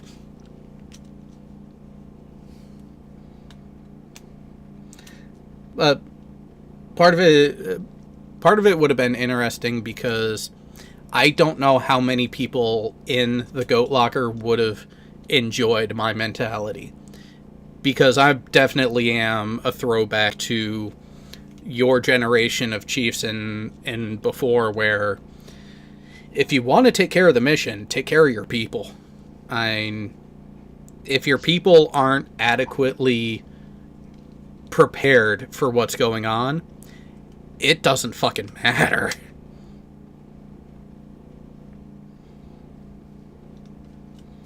Which, speaking of, I should reach out to Joel. Yeah, I ended up on first name basis with one of the chiefs I used to work for. Oh. Oddly enough, my chief on the boat, he's in our alumni group, but I never interact. Nobody hardly interacts with him. I couldn't stand the guy. So. There's other chiefs that I interact with. He's the one I have always complained about. The one that didn't have any idea what he was doing, because he was never really a fire control technician. So. Oh yeah, I remember you telling me about him. Yeah. One of those, magic Ubers waving their magic wands to cross-rate him because he was an E6 at the time, kind of thing. Yeah. And it's one of those shit, we don't want to waste the money to send him to school. Yeah, he's just gonna magically wake up one day as an FT and be fine. And then be put in charge of a division. Yeah. That's what it was like when I joined with the Navi Ts, because it was about a year or two before I joined that they merged ICQM and ET into one. Yeah, they were starting the initial, like our QM division at the time. Like we had QMs and we had a few Navi Ts starting to become QMs. They were like coming. I should say they were Navi trained people as QMs coming in to work the QM division, but it was really weird when I was. Yeah. Wait. Yeah. Which, you know what? I have to give it to Average Joe. He caught it right there. Whoa, fam. You do the mission by sacrificing your people. That's the new Navy way. Yeah, and that's exactly what pushed me out. And they were toying with the idea of, like, merging FT and ST rating together. Yeah, they were talking about that when I was in, too. It seems like they talk about that every now and then, but it never actually... Wait. ST, that's sonar tech, right? Yeah. What the fuck, dude? Okay, yeah, they're both electronics based, but beyond that, is there anything even close to related between the two? STs enjoy the shower a little bit more. Yeah. I mean, you look at it from the submarine perspective. Our sonar and combat control system is heavily integrated. So they share a lot of the same equipment, or it's just duplicated equipment. So it makes sense in certain ways. Like the actual operational training's a little bit different, but really a lot of times, like, it was fairly common for an FT, for example, to at some point in time, qual a sonar watch station just to do it. Okay. See, and that's why I asked the question, because there are times they tried to merge things that really didn't make sense.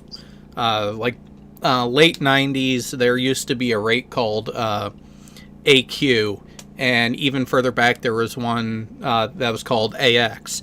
They are all now part of the AT rate on the intermediate side, because the only difference between them were the exact aircraft systems that they supported. One of them was fire control, one of them was radar. But now they're all under the umbrella of avionics tech, because the principles are the same. The only changes in the training were the specific systems that were supported by that rating group. I mean, I had qualled 4 at-sea watch stations, and one of them was broadband, for example. It's like sonar broadband. Yeah, I was working on qualifying sonar broadband myself when I sonar broadband, FTOW, of course, because helmsman, plainsman, and cow. So. Well, doesn't everyone have to do the helmsman and plainsman at some point?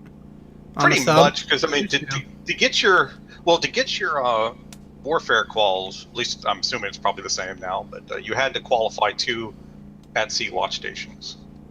Hmm. So a lot of times it's usually a rate-specific one, and And then Helmsman one Plains. other. Yeah. Yeah. So Helmsman Plainman's common. I never actually, like, other than, standing in Proficiency for proficiency to get the qual, I never actually was ever actually officially in the watch rotation for Helmsman Plainsman. So. Because really, I mean, we had just enough FTs to cover the FTOW, so it's like any other station was sometimes I would do it to relieve somebody else if they needed to get off for some reason. Mm. Yeah. When I was qualling subs, it was one at sea, one import watch station. Because I'd much rather have you qual Helmsman Plainsman to get the more senior guys in other divisions a chance to go actually qualify their actual watch stations. So, and being on a ballistic missile sub, it's easier to. We had a lot more E3s and E4s than we did E5, so it made it easier and more practical to do it that way for us. However, now on the Virginia class and these newer subs, the Helmsman Plainsman is actually pilot and co-pilot manned by chiefs. So that's gone now. The new one. Interesting. Oh, you should see it. It's like, and they get Xbox controllers for the periscopes. It's like I mean they've got joysticks there, touch screens. It's. Wow, they've decided to go really fancy with it. Look at Average Joe. In the chat. They basically that was the merged, timing of it. They basically took the Helmsman, Plainsman, Diving Officer, and Chief of the Watch and merged it into Pilot Co-Pilot.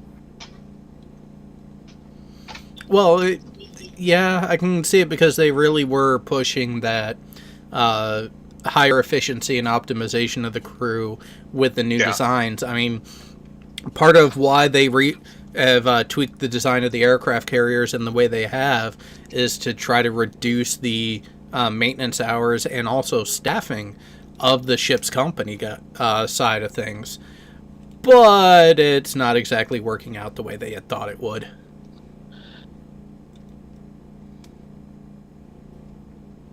But yep. my first two watch stations for at sea were Helmsman, Plainsman, and FTOW, and we did have to qualify an import as well. So we had technically 3 watch stations. We had 2 at sea and 1 import. We had to qual as part of the subwoofer quals. So my initial import one was just topside, yeah. You know what? I have to disagree with the 5th one. Because I don't really see that as dangerous. I see that shit as fucking hilarious.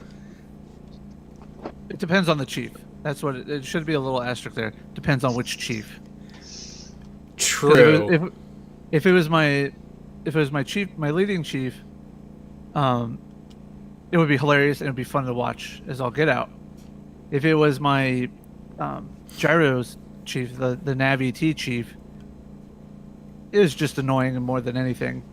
And then if it was my ANAV, he didn't really do anything stupid. So yeah, he was actually the ANAV for the squadron when the USS San Francisco ran aground or hit the underwater seamount. Ooh. Yeah, he was not happy. Thing about that, yeah, because the first 2 chiefs I worked for, if they're saying it, if they're saying that to you, sit back and be ready to laugh. The 3rd chief I worked for, not really a funny guy. He thought he was funny, but he was that nerd trying too hard type of funny. Yeah. O-level guy in charge of an I-level shop. Yeah, that's a recipe for success. And then the next chief that I worked for was actually back to the 2nd chief. The way it worked was I got to the Kitty Hawk and I worked for Chief Trice. He handed off my shop to to the other chief that I worked for while I was there. He transferred to Whidbey Island, and then about 6 months later, I transferred to Whidbey Island and ended up under his charge again. So my check-in with my branch chief in Whidbey Island had nothing to do with the command. It was all about, wait a minute, what are you doing here? You're here kind of early. So he was not expecting me to transfer as soon as I did, but shit happens. But then they replaced him with a brand new, just tacked on gunnery sergeant. That was interesting.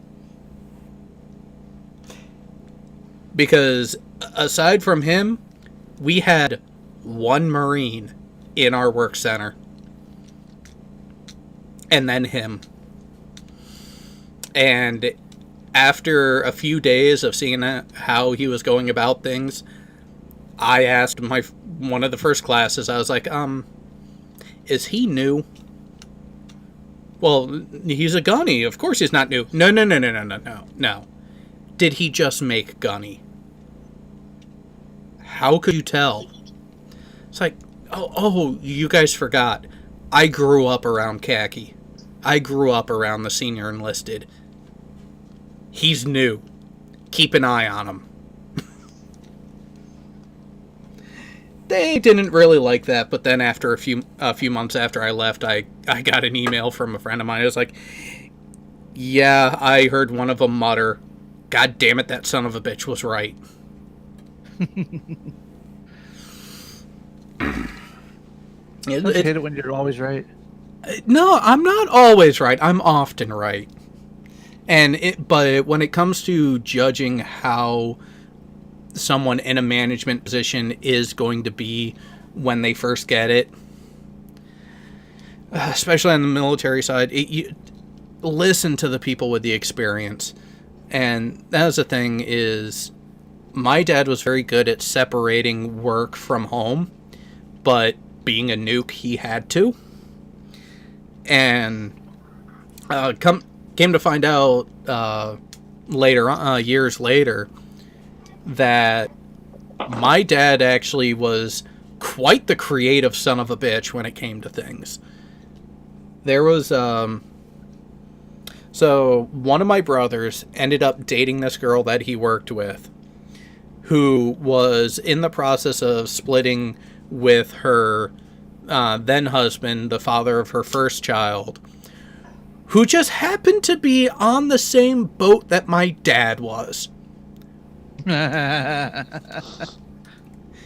did not find that fact out until years later, because apparently this guy was not the best of performers and was about to go on restriction and get reduced in pay and everything. And my dad creatively sat on the paperwork long enough because he did not want to fuck over my brother's girlfriend on the financial side of things. It's amazing the things that you end up hearing about years after, and it's like, wait a minute, my dad was a dick most of the time growing up, but he would do... Ooh, sometimes being a dick, you do it the right way, can be a good thing. That is true. Alright, I heard the train. Who's trying to go sporting for hobos? Not me. There's train tracks across the street from my house. Ah. Let's see here. Which one did I want to bring up next? Oh, that's right. I like it. It brings back pleasant memories. Mm. Yeah, I don't mind. Well, I have to go let the dogs in. While I am doing that for the whopping 2 minutes it's going to take, we have an option. Oh, God. What's this one? Oh, oh God, I hated those assholes. Yep. Oh. Okay, there's a story behind this. Are you ready? Well, on the larger ships, the 3M really became a big issue, really became a hot button issue.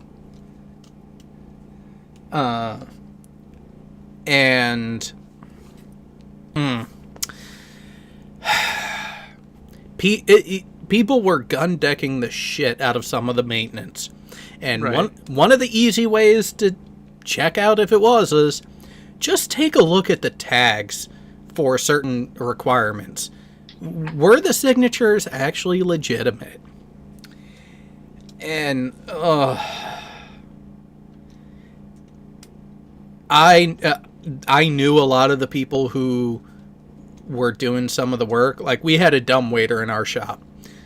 I only allowed 3 guys to perform that maintenance in my shop. Why? Because I knew they weren't going to fuck it up. Well, we were doing some PM on the solenoids for the VLS system, which is for the torpedo room.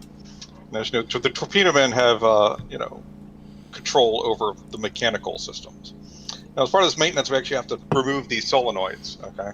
Mm-hmm. Well, we're down there doing the PM, and everything was showing tagged off and signed off, and tagged out and signed off. And when we removed this hydraulic line from one of the solenoids, we rapidly discovered that while they had shut off the hydraulics, they never bled the line.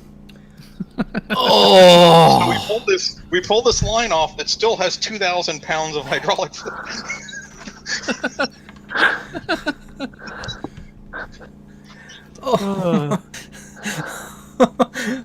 Oh, how quickly was the uniform ruined on that day?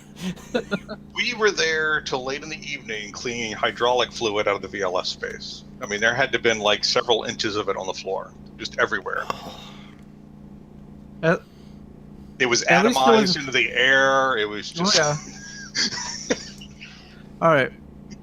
This wasn't a 3M or a tag out situation though, or quite as bad, but it's still pretty bad.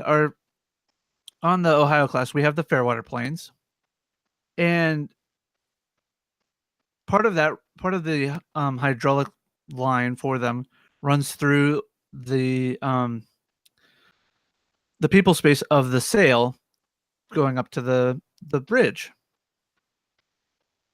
We, on my second or third patrol, one of the lines was just leaking. We couldn't figure out where it was, and it happened after we dove for the first time in the sound.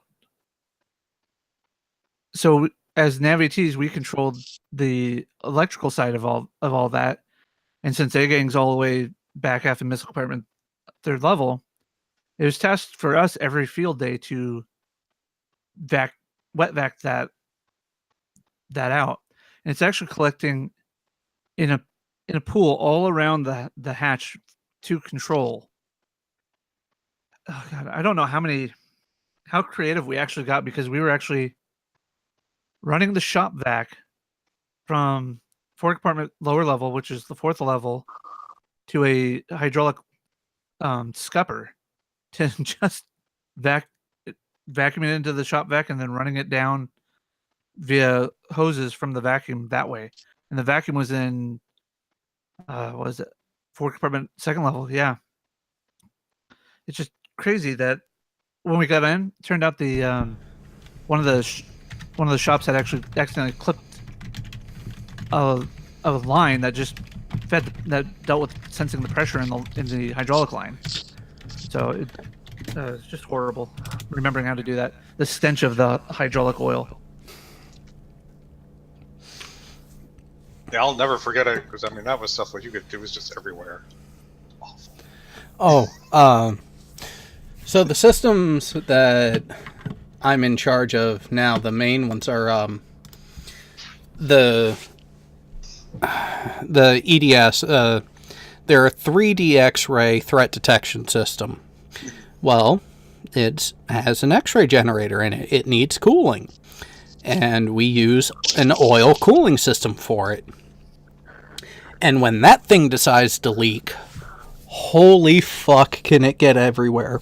Because the disc that it's mounted on, the gantry that it's connected to, which is a 3,000 pound spinning disc with all sorts of equipment on it, including the oil system, spins at 90 RPM.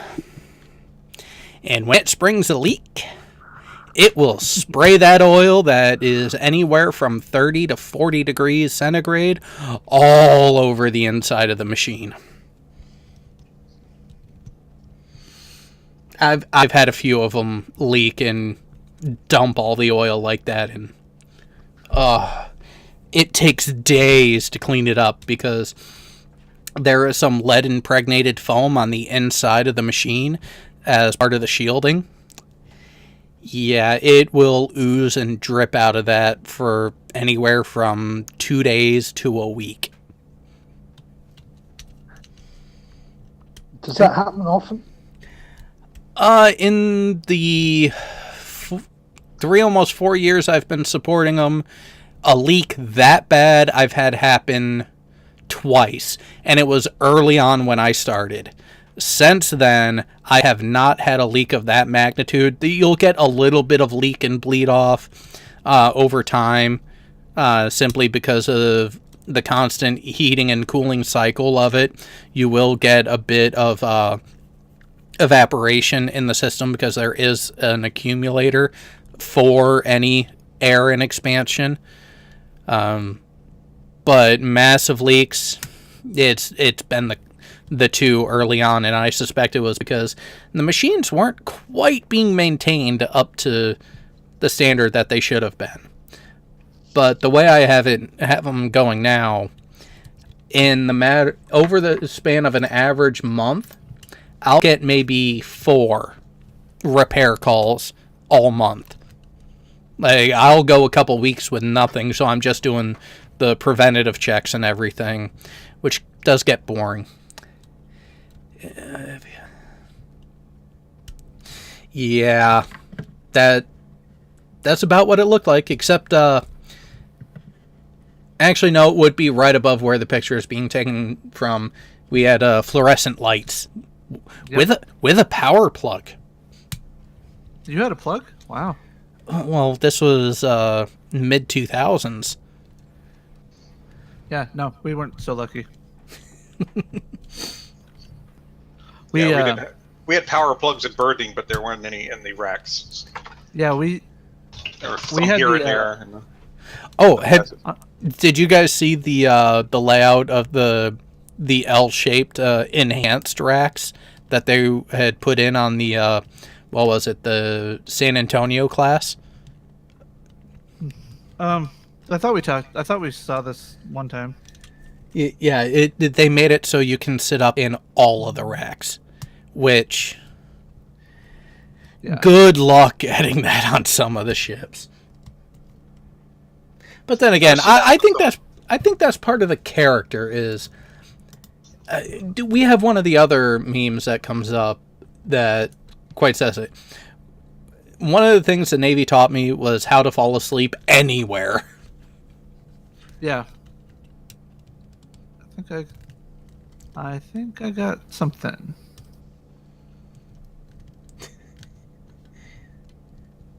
Let's see here.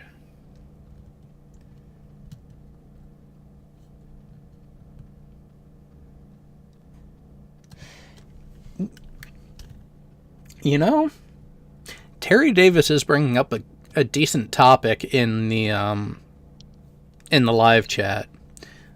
She brought up the movie Battleship. Oh god, I forget the actual actor's name, but he played John Carter. Oh yes, I know who you're talking about. Yeah, and Liam Neeson, and just wondering about the accuracy of what was portrayed in that.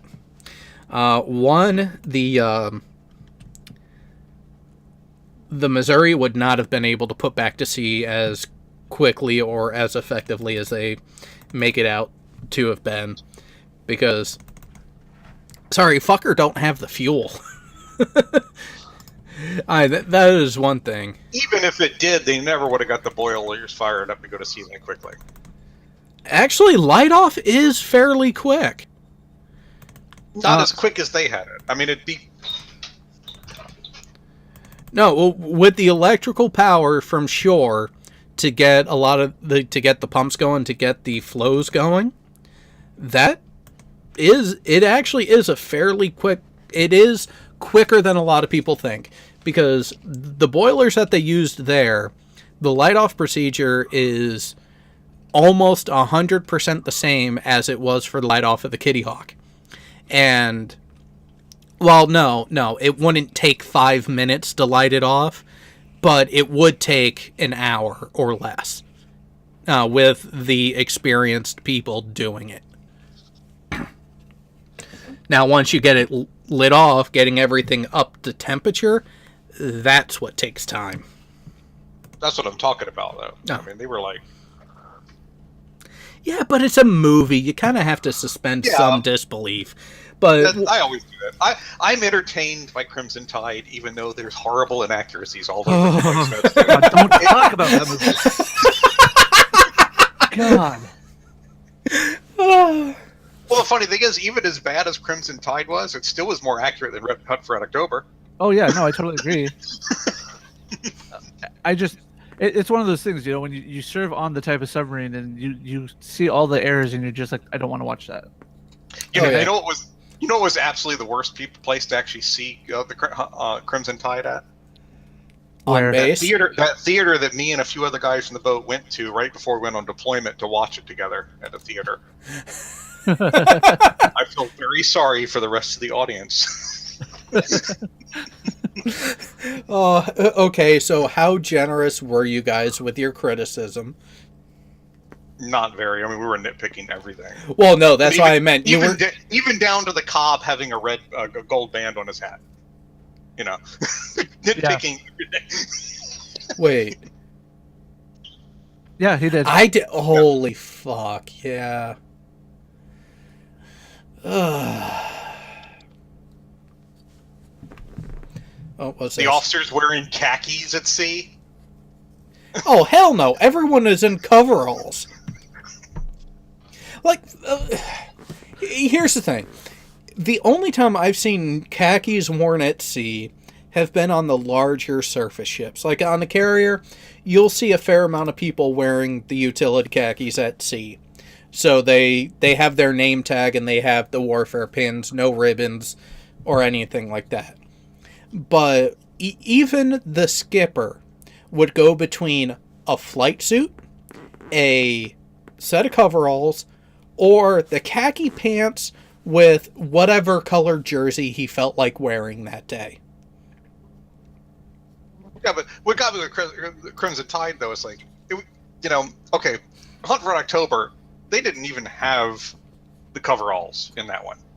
Yeah. They had enlisted in dungarees, they had the officers in khakis. In Crimson Tide, Wait they a had minute. the officers in khakis. They had the they had enlisted. the coveralls. they had coveralls in the Hunt for Red October. Mancuso was wearing them.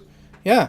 Yeah, man. And so was his The his XO. and the Eng. It was his officer of the deck for battle stations. Oh, that's right. Because the enlisted were in khakis and the officers were in coveralls, and then Crimson Tide was the reverse. They had the enlisted in coveralls and the officers in khaki.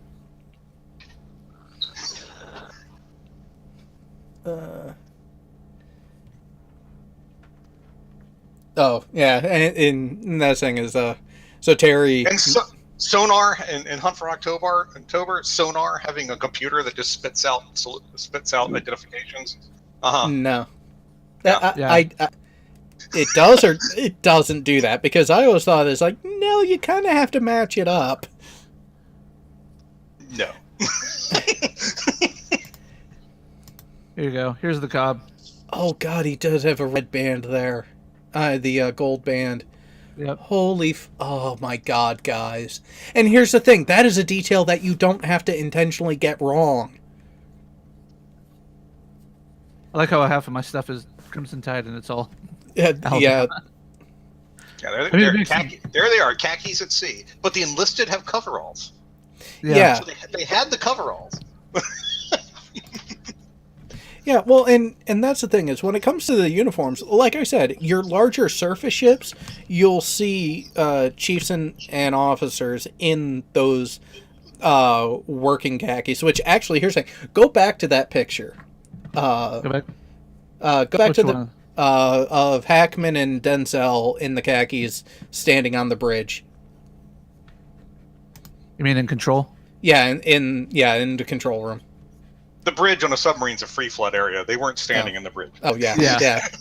Sorry, but yeah. So, do you notice a problem with the? Well, you guys might not notice a problem. There is a problem with those uniforms as they're wearing them. The working khakis where you wear the name tag and just the warfare pin in your rank. They're not a short sleeve uniform. They're a long sleeve khaki uniform. So they're wearing the regular khakis as the working khakis.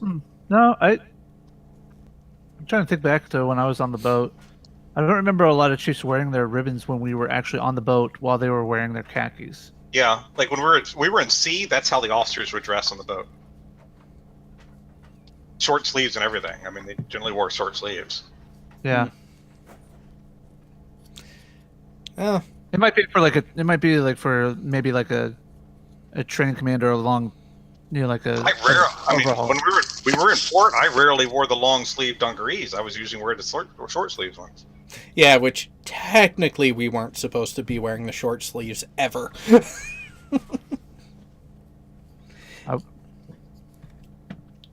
At least that was technical, but then again, at the same time, we weren't supposed to be wearing the CNT working whites either. Which, sorry, they looked so much better than the fucking cheap, frickin' paper thin boot camp Yeah. issue shirt. The cotton whites. Yeah. Yeah. Heck, I the cotton whites are part of my quote unquote sea bag, but I never wore those. If I was wearing the whites, it was always CNTs. Number Always one, CNT. they held creases better.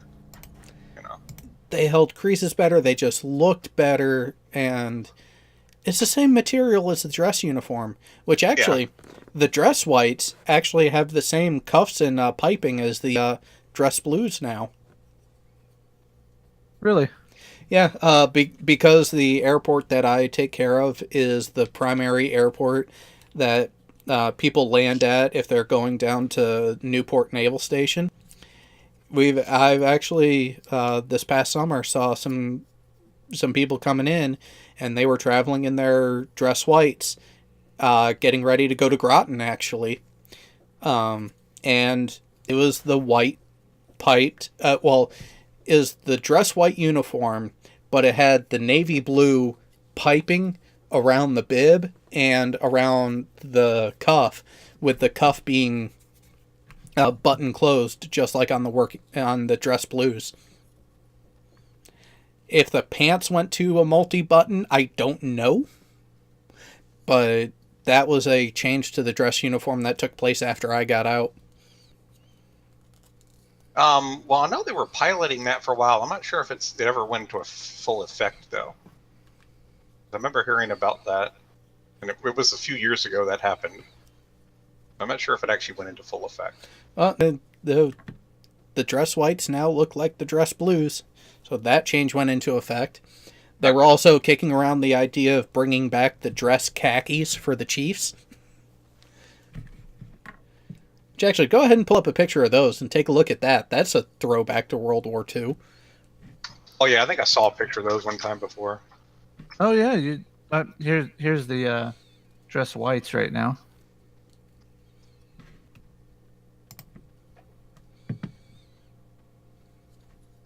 You can see it right there. Yeah. I prefer the old ones. You know, I will say this. I wasn't sure if I would like it, but I do like the look with the piping on the dress whites. I do like this new bit. It to me, having the closed cuff like that is easier if you're actually going to be doing something in your dress whites beyond a formation and inspection. True. I wouldn't really like that just because, number one, you never really would be doing anything in your dress white. So, Yeah, besides, watch standing and yeah. But yeah, they're not sure if they did, but there was talk of them bringing that uniform back. Which actually, I ended up, when my grandfather passed away on my mother's side, we actually had, my uncles had found his original dress khakis from when he retired, which was in the late 60s, early 70s.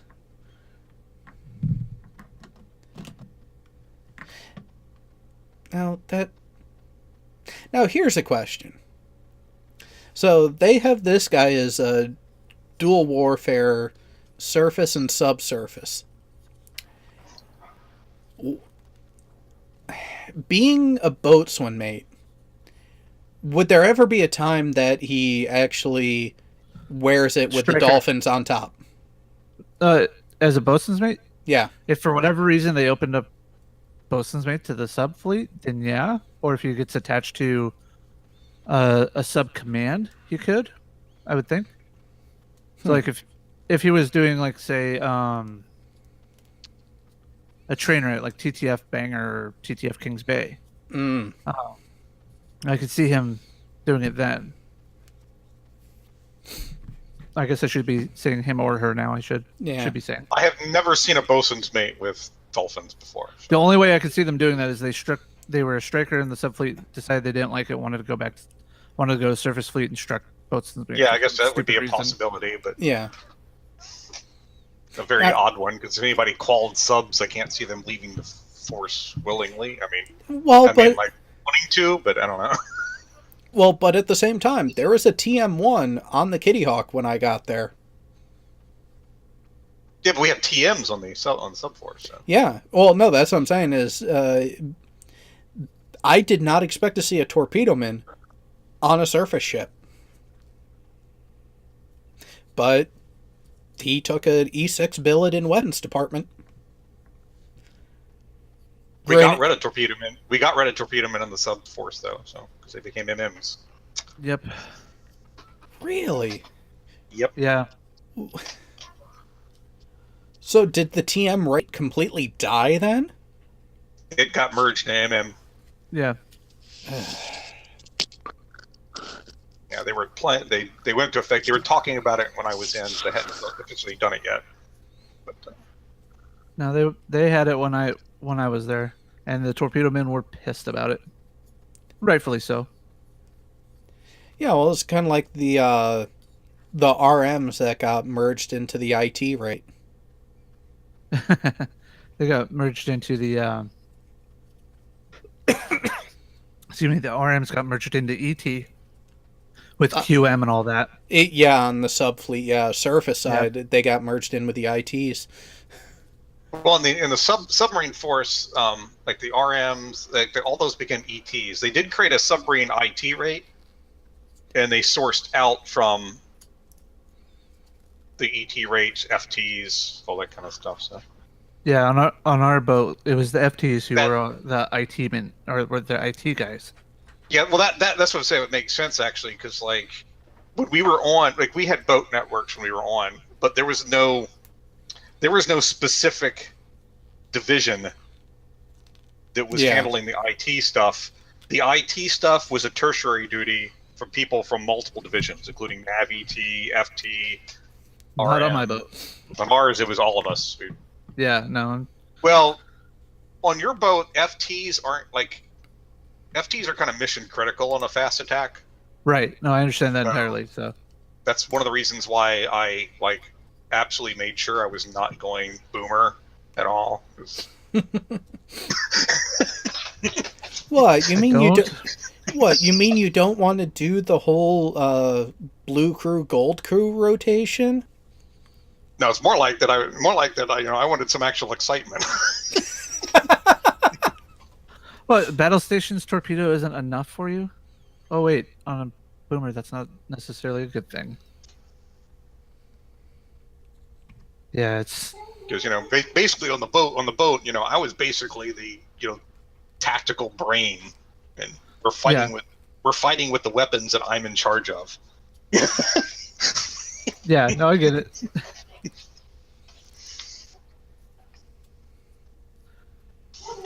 Mm, I'm on the wrong page, aren't I?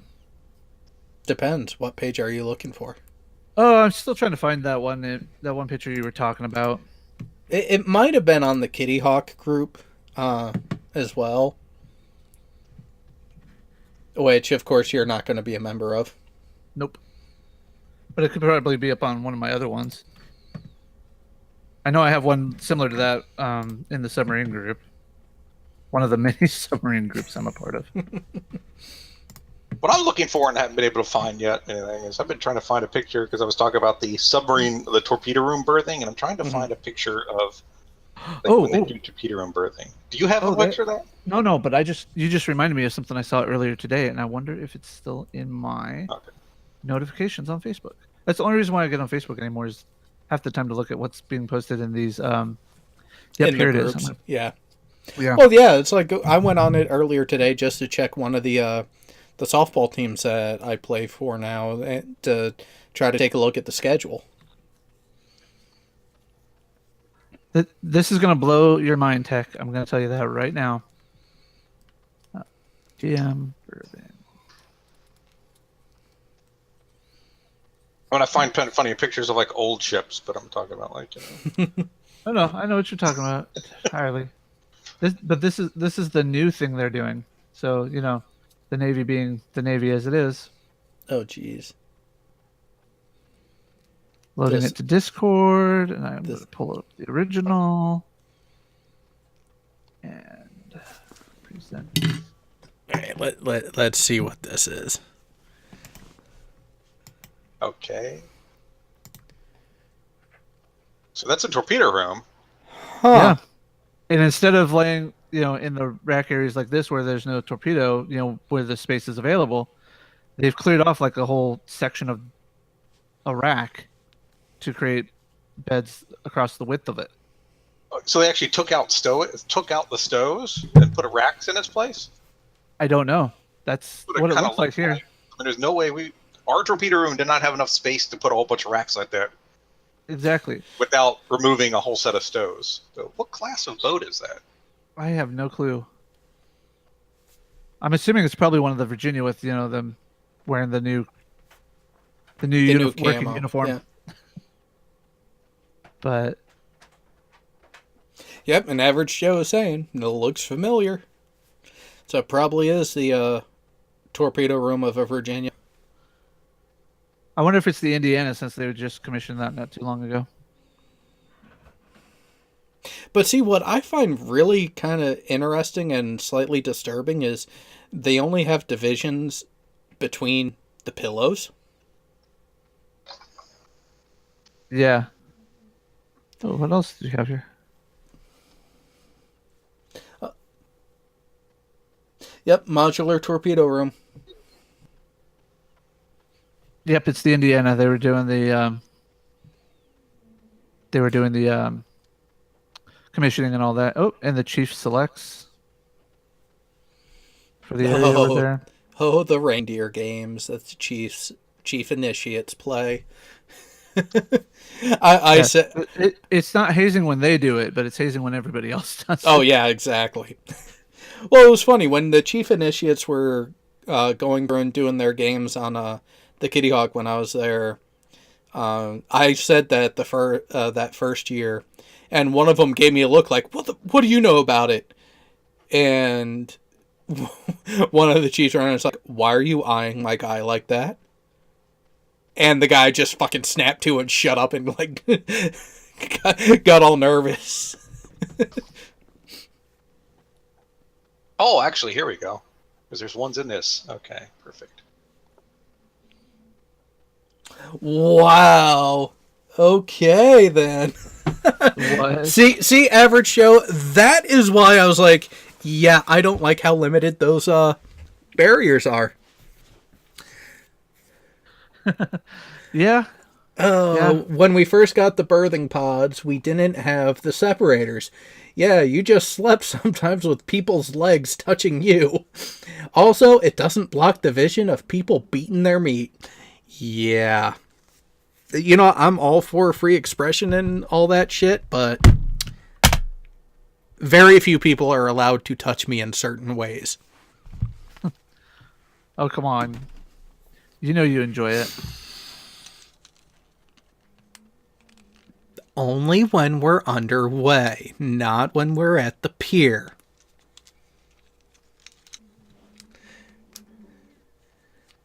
Okay, now this is just a cool picture. Oh, which one did you find now? You'll see in a minute. Should Nothing I be? bad. Should I be Look at her. nervous? Well, it might be classified still. I don't know.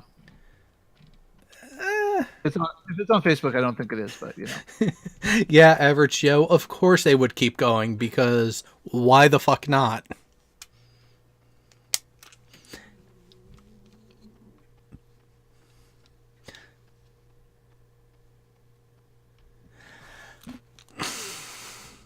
Okay.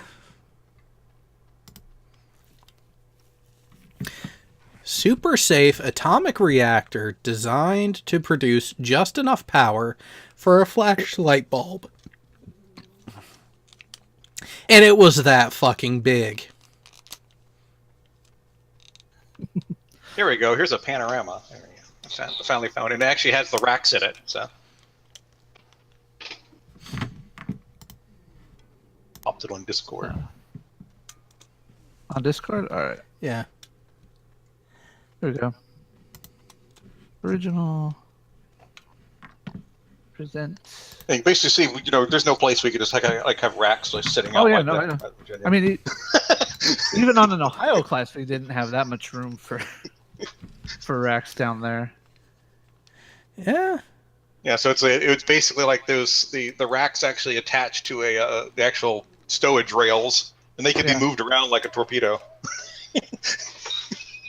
Now, how often would you do that when there were people sleeping on it just to fuck with them? Oh, they wouldn't move it while someone's sleeping on it. I mean, they're not gonna... Yeah, okay. I believe that one. All I could say though is torpedo men are really good at those tile games. You know, where you have the one empty space and you have to move the tiles to get stuff around. Can see why. And wait a minute, what? Whoa, go back one. What? Am I still presenting? Yeah, what boat is that? That's a Typhoon, it looks like. Yeah, Yeah.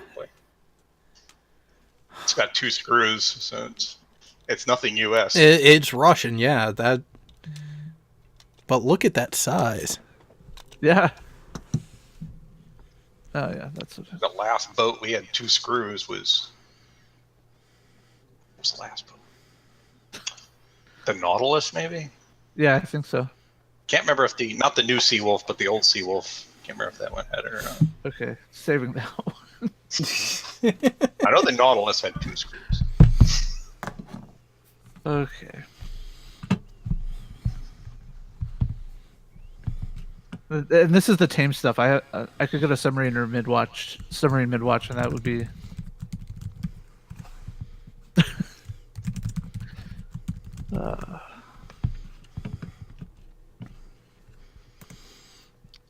I think that's where I'm going to go now. It's called a torpedo room because that's what we store the torpedoes at. We occasionally store people who are fairly junior and new to the boat down there because, you know, Easy. they have to sleep somewhere. No, they don't. Come on now. Sleep? Wait, they're not qualified, so why are they sleeping? They need sleep every now and then, you know, at least to get a few hours in every, 3 or 4 days. You know.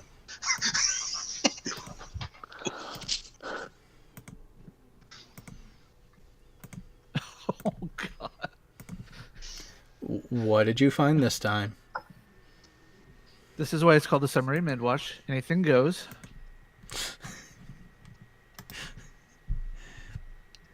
Why was that anti-vaxxer's 4-year-old child crying? midlife crisis. Yeah. Like I said, Oh, that is so sad, but true. I might have to save that picture and tag it as a joke later for Cy and Scientist Mel and see what they say. Oh, I bet Mel. I could see Mel laughing her ass off at it. Oh yeah, I could too, because she knows the context of it is supposed to be the joke, but you know there are those people out there that Don't just get can't it. do it. Yeah.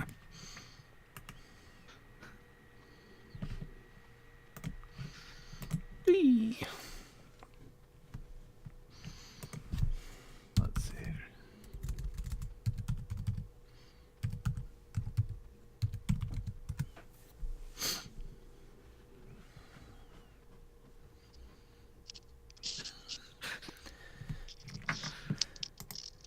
Oh, Okay, no. here's another one.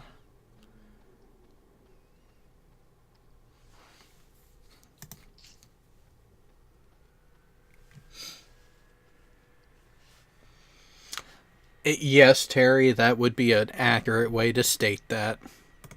To state what? So there is no protection from getting torpedoed in the bed with those types of dividers. Nope.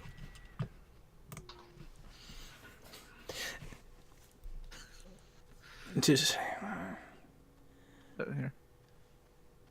wow. Few people. Yep. When someone tells me they're a liberal, I'm sorry, Mr. Handicap Man. I didn't mean to offend you. Fucking Major Payne. You have a very sad childhood if you have never seen that movie. Yep. Okay, this is funny.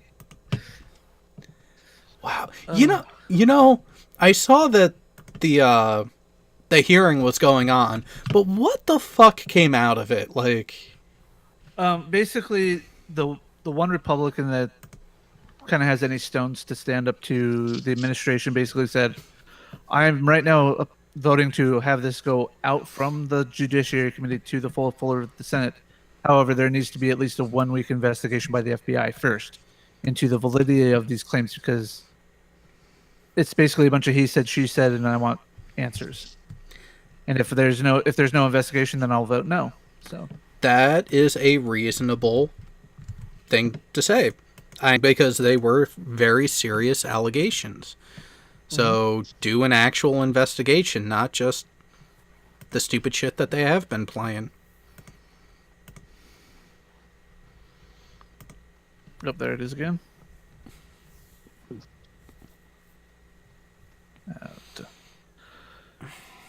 Whoa! That is why I try not to go on this one when I'm on here. Nice. Well, it's not showing anything wrong, but wow. So You want to be monetized that's, eventually. So that's her. Oh, wow. Yeah.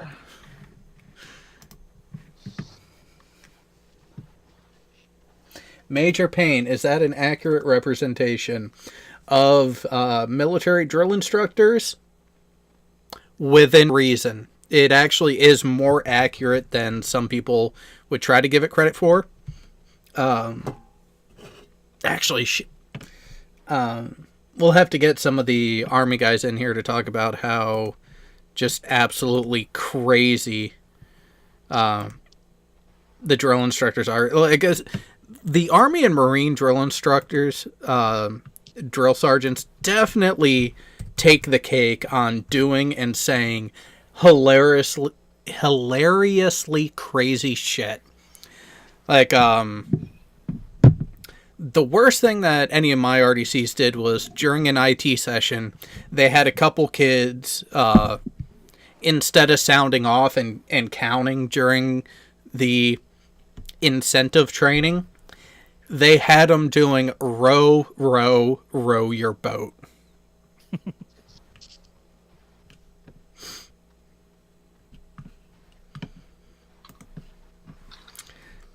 And does anyone want to take a guess to the rate of the RDC that had them doing that?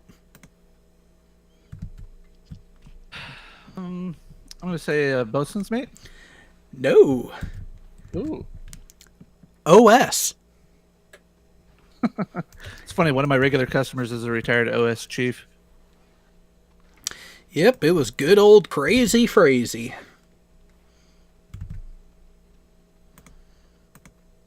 And this is the guy who, his whole thing was, we would be out on the grinder right outside of the building, forming up before marching off somewhere. And we would be wearing utility jackets, and some kids would be like shivering, they're so cold. And he would be out there without a jacket on, being like, "What the fuck is wrong with you? Why are you shivering? It's cold, petty officer." And he's like, "Bullshit, it is." I'm noticing a similarity here. Wow. That's kind of awesome. Creepy as hell, but So that thing I just posted in Discord, I'm an old school FT. I know how to use that thing. go for it. Hold on. Oh, hey, I know how to use one of those too. Wait a minute. Let me take a look. Oh, wow. I've never had to, but I'm sure I could figure it out pretty quickly. Right. Oh, yeah. Yeah, Yeah, that's a nice, simple tool. Give me a plotting board and one of those, I can figure it all. Yep. Maneuvering boards, yep, I can do that. CIP plots, you can figure it all out too. Yeah. And notice what it says at the bottom there. It's a bearing rate computer. Which it is correct. It is a computing device. All right. Why did it pull it up twice? Double your pleasure. Probably. I'm saving this one though, just for the Discord server. This is the one that was after the one in the Discord server is the one after Ooh. the Wayne and Garth or Wayne's World. I completely approve of that one, but yes, we will keep it. Yeah, we'll keep it where it's at.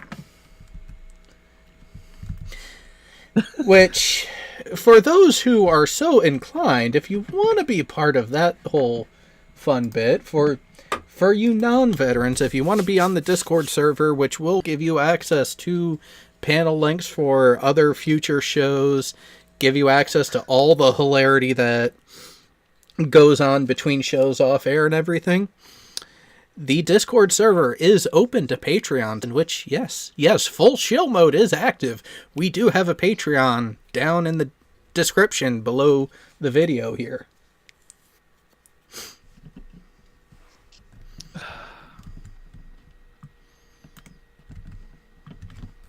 Sadly, I think this is actually truly a Navy veteran.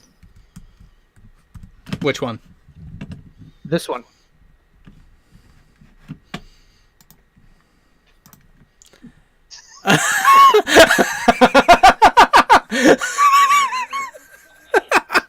Oh, wow.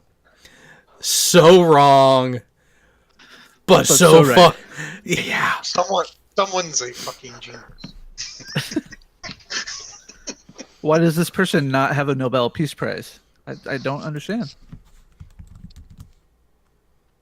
The things I find on the Submarine Midwatch. Yeah. Yeah. That is...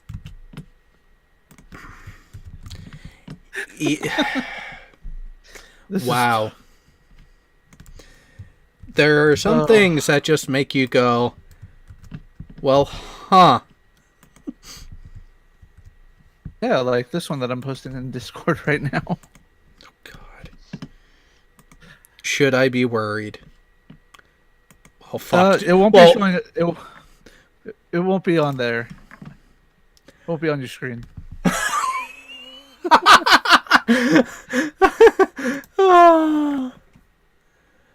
Oh my god. You know,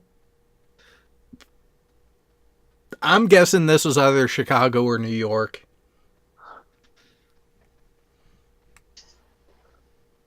I don't know. That very well could be somewhere in the UK as well. This A little is bit further true. north. A little bit I further think north. that's the it London considers it- Underground.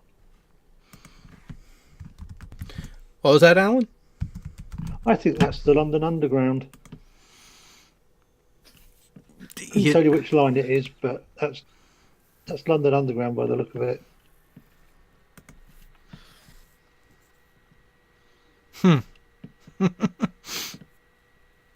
We certainly have to pay 5p for a plastic carrier bag these days. You know, there are times it's worth it. Or just get the fucking thing sent to your house if you're that concerned about privacy, though. There you go. One more for you, Jared. Specifically for you.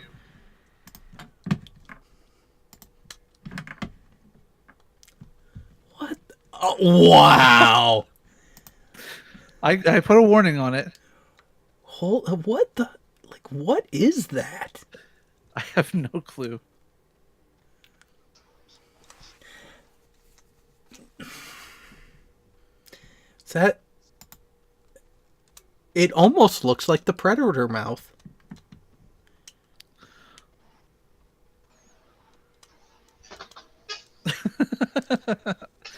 Okay. Yeah, Tech, that is definitely the military mentality.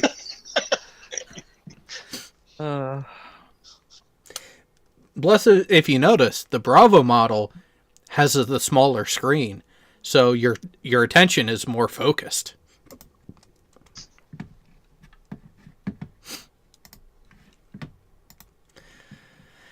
The things you find, Jay.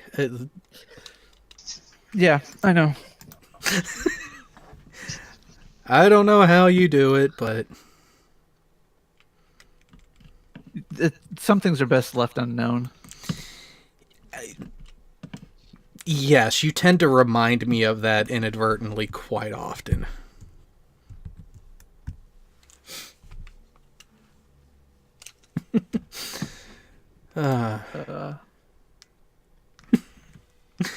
But and here's the thing. So that picture that you sent directly for me doesn't disturb me. I'm just more curious of what the background is. Like That's totally understand that.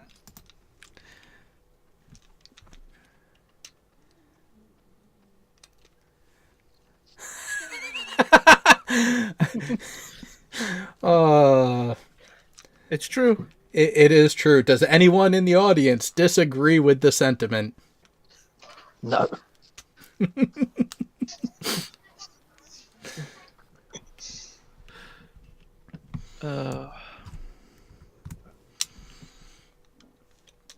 Let's see what other things I can find here.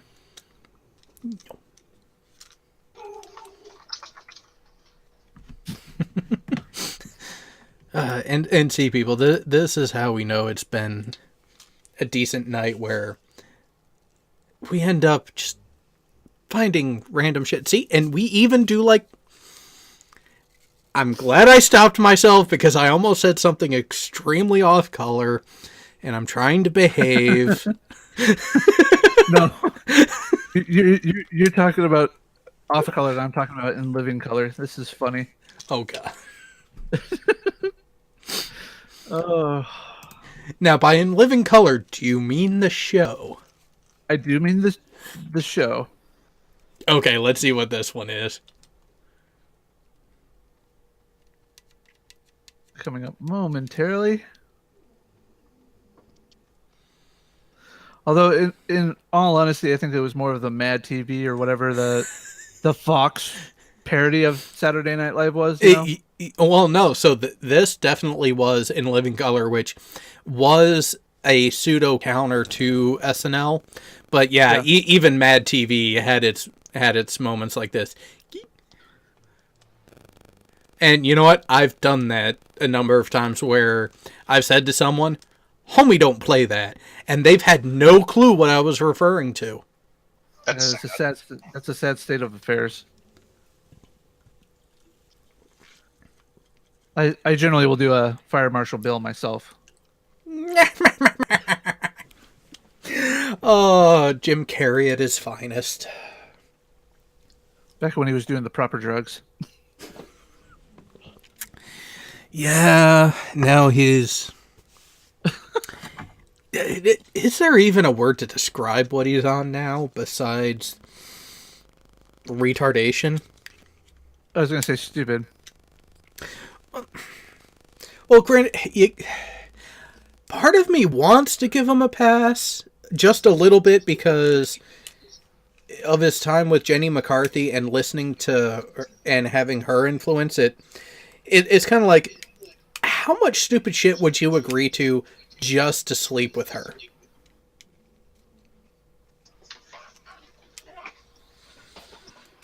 Kind of makes you wonder.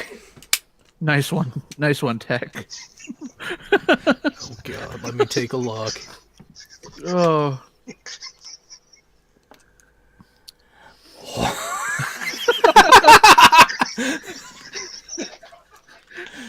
Oh, the nerd humor is real. I love it.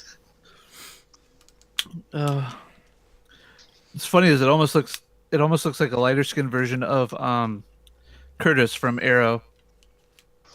Have you watched Arrow? The DC's I've basically universe. I've only caught a few episodes of it, but well, Spoby, that's Richard Ayoade from the IT crowd. So. Oh yeah, I know. It's just.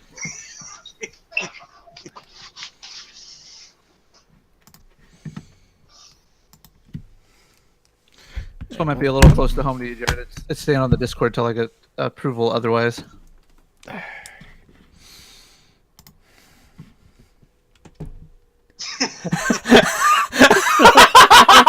Oh, show it.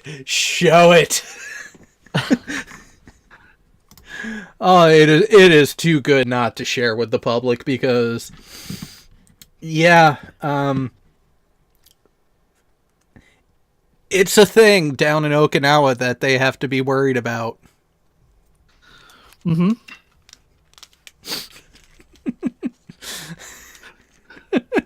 Oh God! I wish my friend Ray was in here, or even Main Gun, as they're the predominant two Marines that I know. Oh, I wish a few of my Marine customers could be a part of this. This would be hilarious. Actually, hang on a second. You keep that on the screen right there. I'm gonna. Oh, I was gonna do some digging for some more stuff.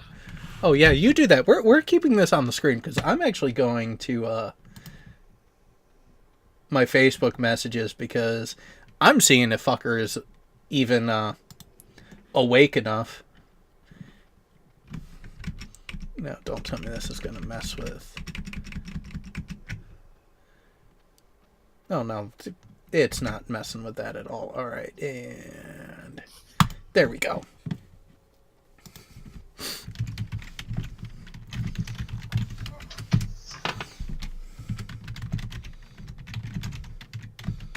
We always hear about how, U.S. sailors are promiscuous and stuff like that, and that they're all sexy sailors, right? We all hear that.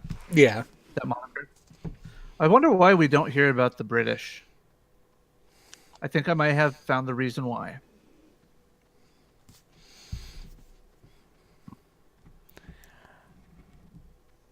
Uh-huh.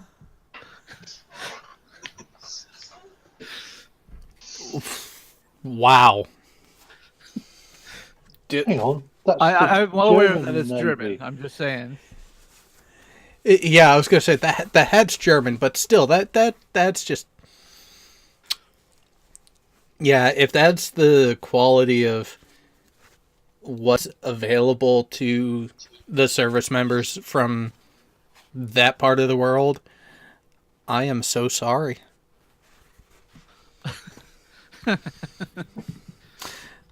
Mainly because... Wait a minute. Nice. Nice one, Tech. I'm actually trying to see if I can figure out which carrier that is. Otherwise... I made that so long ago that I can't remember what. I took the number off, but I can't remember what was there. So, It was definitely 70-something. It's definitely the end of the Nimitz, but it's not the Reagan. Yeah, it almost looks like it's transiting through Puget Sound. Is that the Lincoln? That might be the Lincoln. It's either the Lincoln or the Stennis. But it's just the way the water is so calm. It really I don't know, just something about it looks Puget Sound, you know? Yeah. Alright, let's go here. Here. I forgot what the heck I called it. No, it's not there. Oh, yes. Nope. Trying to find one in particular.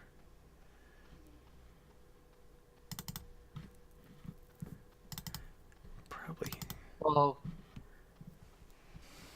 while you're trying to find that, here's the truth of the Navy.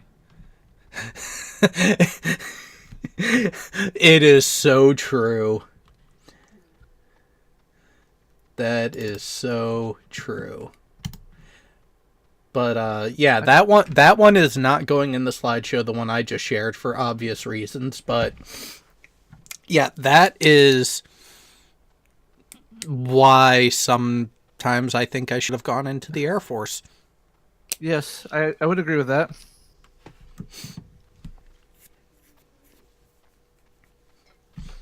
We didn't have lumpy jumpers like that in ours, though.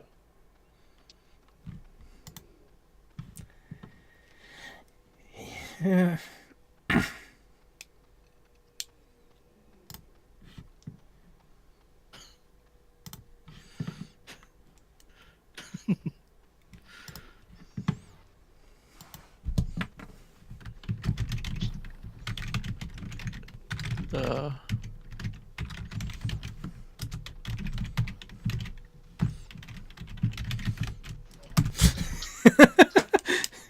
You know, the timing of you saying that, Jay, completely brought those questions on. Good. Which actually, Jay, you're in the Discord server. Yeah. You should have access to the link, so why don't you come on in? Actually, let me check your roles to see if you've actually done what you were supposed to. Nope, you are still just a wog. Somebody didn't read the plan of the day.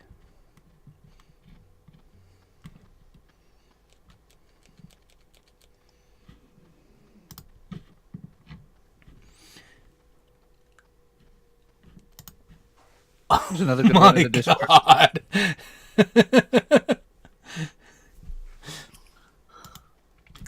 You know what? That is a good question, Jay. So, Alan, would you like to translate lumpy jumpers? Members of the Women's Royal Air Force. Ah. We in the mid 1970s, the RAF went over to wearing woolly jumpers, and so of course they got the name lumpy jumpers, didn't they? Makes sense on why. Here's another example in the Discord server, Jared. Yeah, but we never got lumpy jumpers that good.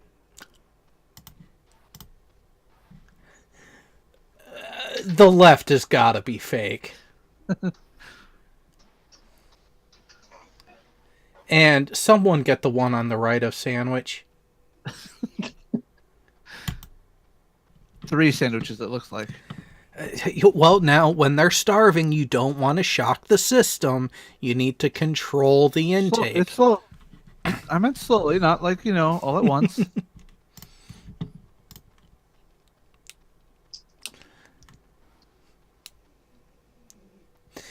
Yeah, and of course I look over at OBS and the PT still drunk, let's do this meme comes up. Yeah, that is a staple of the aviation Navy. Because when when you're at a shore station and you have the routine PT, guaranteed at least half of the motherfuckers out there are still drunk. At least in Florida it was. I'm doing a 1.5 miles, almost 2 mile run at 4 a.m. Yeah. Yeah, the only way to tolerate doing that mentally is to still be hammered.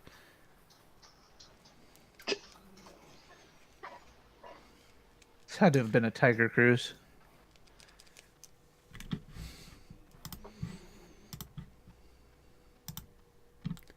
Well, it very well could be a JO. Took a pic of my son getting an award with his teacher. Look at the way the pictures lined up. Yeah.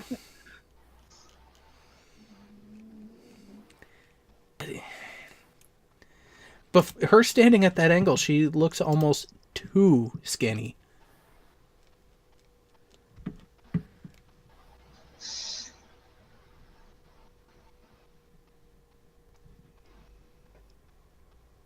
Either that is one young junior officer, or this was a Tiger Cruise.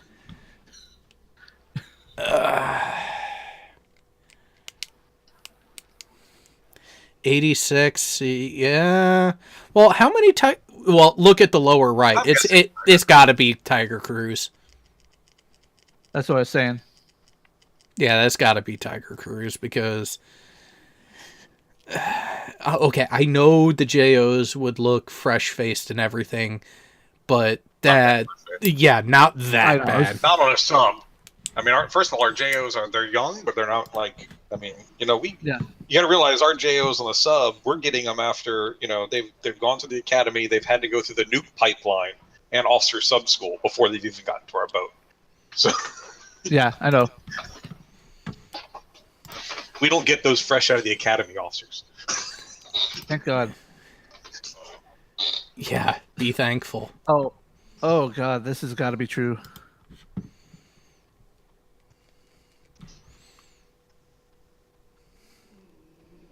Which one? Let's see it. Oh. Or did you put it in Discord? Oh, I just throw them in Discord and then I pop them up on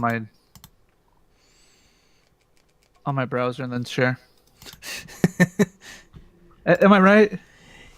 That's accurate. That's accurate. Yeah, I would say that's accurate.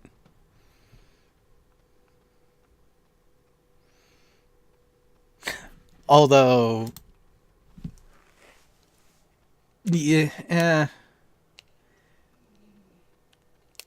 from what I heard, the female birthing was disgusting to say the least. Can't imagine why.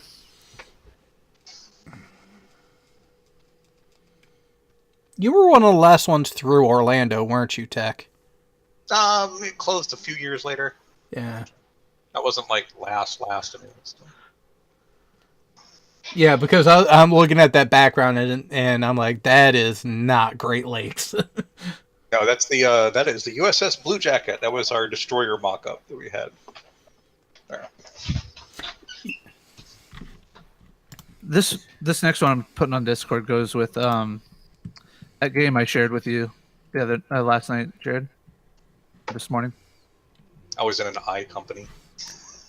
Oh, that explains. Yeah. The integrated companies were interesting. And let me. So where am I looking, Jay? I'm putting it in Discord. Okay. But this goes right along that Call of Duty game mock-up I showed you on the private chat.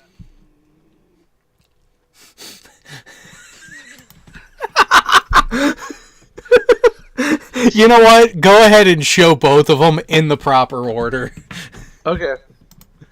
Oh, got to give people the frame of reference on that one. And Just a second, I'll get the windows pulled up here.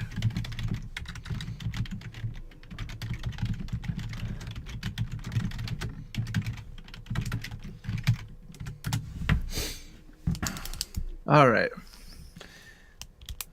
Window.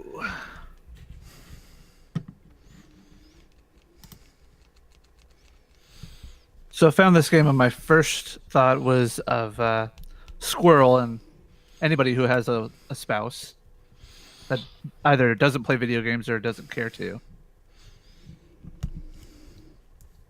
And then the next one fits right along the same mold. What? I can think of the movie, I just can't think of the title of it. This is the one with Jonathan Brandis from Sequest Deep Space or Sequest DSV, whatever. mm-hmm. This is the one where he's the judge of the competition or whatever.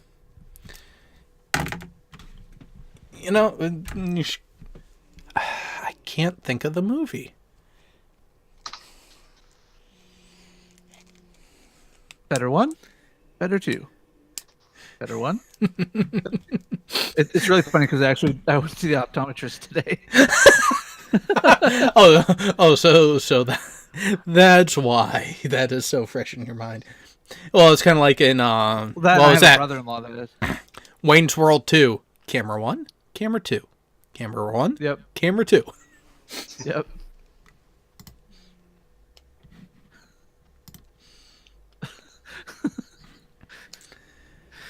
Oh, this is so totally right up your alley to say at work, Jared. Mine too, but they won't let me.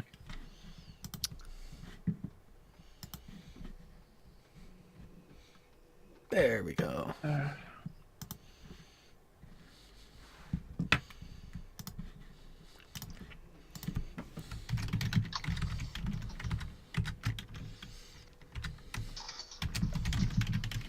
And to kind of bring this a little bit full circle, I'm sure we could apply this to many of the FE crowd.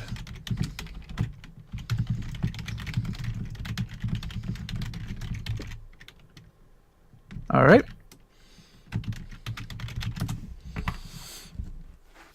Instead of your brain is proof nature doesn't abhor a vacuum, try let's work through it together.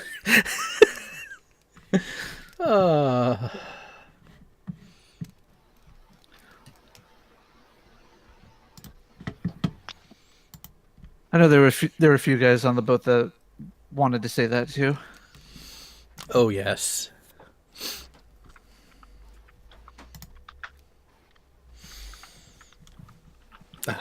Just there are sometimes you just have to be creative with the English language when responding to stupid.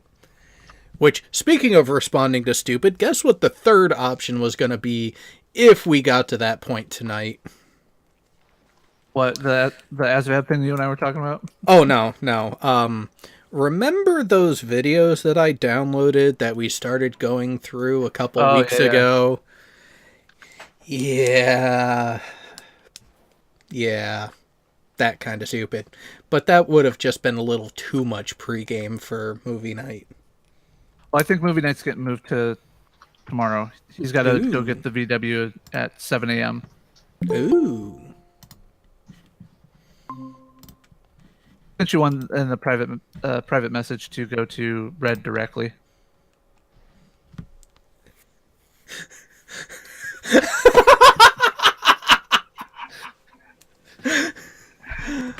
Oh, that is too much.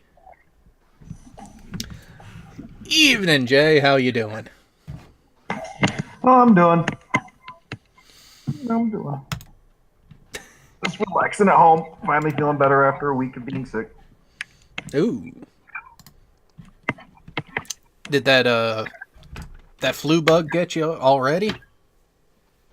It's not. According to the doctor, it's not really a flu bug. They don't know. It's a virus, but they don't know. I think it's an adenovirus or something like that. Well, as long as it's not gastro. And I never understood how so many people would be disgusting motherfuckers on the boat to get sick from that. Wait, purposely get sick with Oh, gastrointestinal? so on the carrier especially, there were people who would not properly maintain their personal hygiene. Like something as simple as washing your hands after taking a shit. But yeah.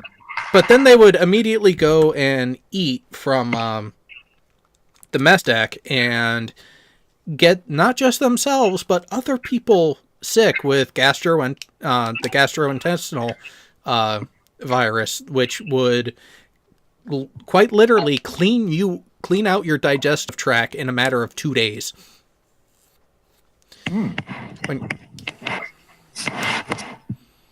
Lovely.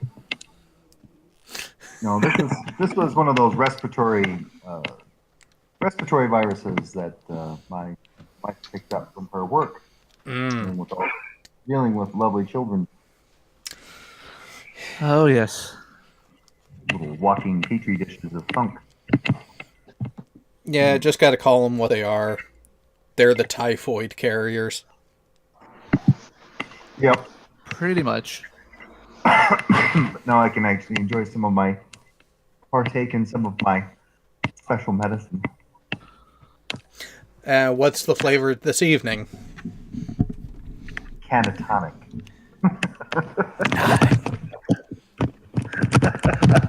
Nice.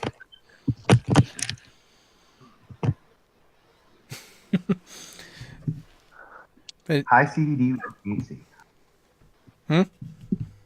High CBD, low THC. Yeah. You're a lucky son of a bitch in that respect. It's not quite legal out this way. Now, where are you at again? Oh yeah, you're back east somewhere, right? Yeah. Well, I'm in the greatest little state of the Union, where they allow medical to a point. And Massachusetts is starting to loosen up restrictions a bit, but it's still... Yeah, when you work for a government contractor, it's better to not push the luck in that area. Yeah, when I worked for, well, I was a civilian civilian company, but we were contracted on a federal site. Yeah, no, wouldn't really do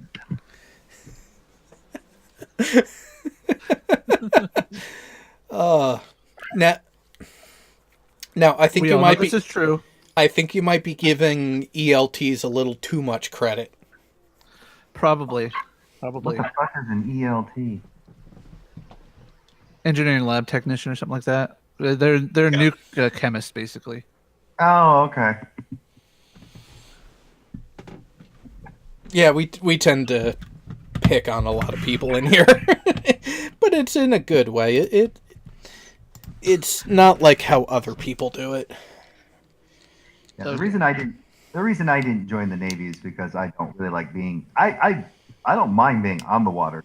I don't like being in the water. So that whole learning to swim thing was just. Well, I mean, I can swim okay. I'm not great underwater. I had that whole problem of not being able to keep water out from my nose. Well, you don't really need to swim. You just need to know how to float for a long time. And at the time, I floated my natural buoyancy was like 4 inches under the water. Oh, mine is actually when I went through basic, my natural float, I was a good 6 inches below the water. And during the training, the SEALs who were under us kept trying to push me back up higher, and I would just settle back down. Yeah, that's good though. If you got a nice long snorkel, it's a nice resting spot. You know, nobody can really see you, but you can still breathe. Yep. Well, and that's the thing is, in a break in the training, he came over to me. It was like, he looked at us like, the fuck. you are so small. How are you floating so low? It's like, at that point, I think I had like 4% body fat. That would be why. Yeah. That's pretty much your lungs keeping you at right where you were at.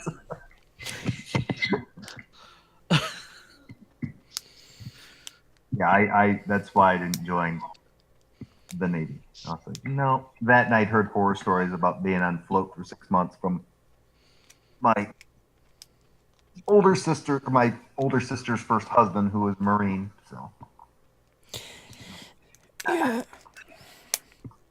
The surface fleet really wasn't bad, because it really, like so many things in the Navy, we have the saying, which if you were listening earlier, we said a couple times, choose your rate, choose your fate, where your specialty that you select as you enlist really does go a long way to affecting how it is. Oh, I bet. Wow, this is so true. It is pure gold. It is, and that's the thing. A lot of people don't may not have the reference, but for a quick edumacation of people, when on the enlisted side, when you go from E6 to E7 in the Navy, your uniform changes entirely. You go from the regular standard enlisted uniform to essentially a watered down officer's uniform. Yeah, that's interesting. Actually, I wouldn't even call it a watered down officer's uniform. I mean, it's well, it's the same uniform. The combination cover is slightly different. Yeah. The rank insignia, while in the same location, is the gold fouled anchor instead of the commissioned officer's rank insignia. So it is really close. It's just slightly toned down, just a little bit.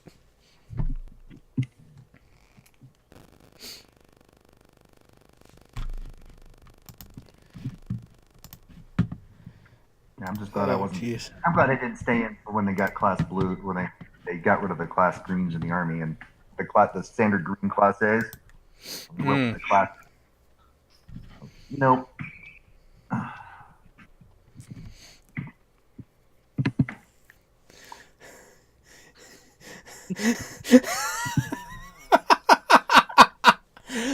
Oh, that is so wrong, but I find it hilarious. Not as good as this one.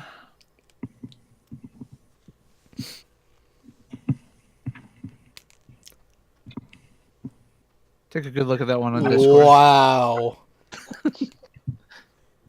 Which one was So if you go in Discord under the ship's company onto the mess deck, it? It means friendship in Chinese. Yeah. oh, How you make rank quick? that's how some people did it. Some did it from the other side.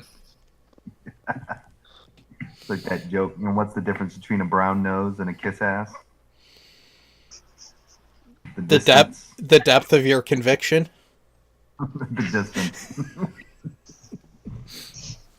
Here you go, Tech.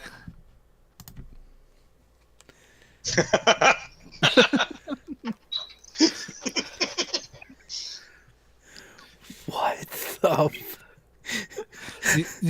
you know. You don't- Did you ever go on the boat with your dad at any point, like at any Tiger cruise? Not on a Tiger cruise, but while they were in port, I went through a couple times. You know how the submarine has that unique smell? Yeah. Okay, what you're smelling is a mix of diesel fuel and amine. Amine from the CO2 scrubbers. Yeah. Interesting. As a matter of fact, you can still smell it on the bowfin to this day. The Bowfin. Is that the one in Pearl? Yeah, that's the museum in Pearl. Yeah. Oh, wow. Yeah, I remember that smell. It's definitely one you will never forget. It doesn't go away. I have a sea bag that still smells like that. Only one? Then again, I can't say much of anything on that aspect. I only ever used one sea bag my entire time. So politics is getting into a lot of these, but they're just so funny. Are And they? This one's a little safer for the public viewing. Yeah, that one is. I've seen that one before publicly.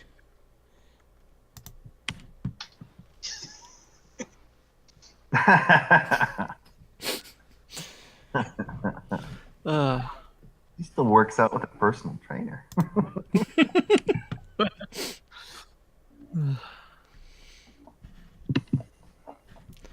Okay, how are we? I don't know how. I don't know how I would feel, or how I will feel if I make it to the age that woman is. You know, you make it that far, you kind of get a pass on your behavior, in my opinion, because it's like, at this point, you are who you are.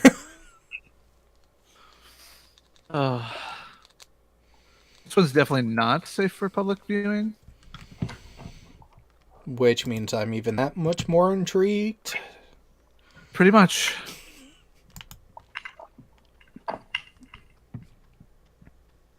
My medicine. Is that on the mustache?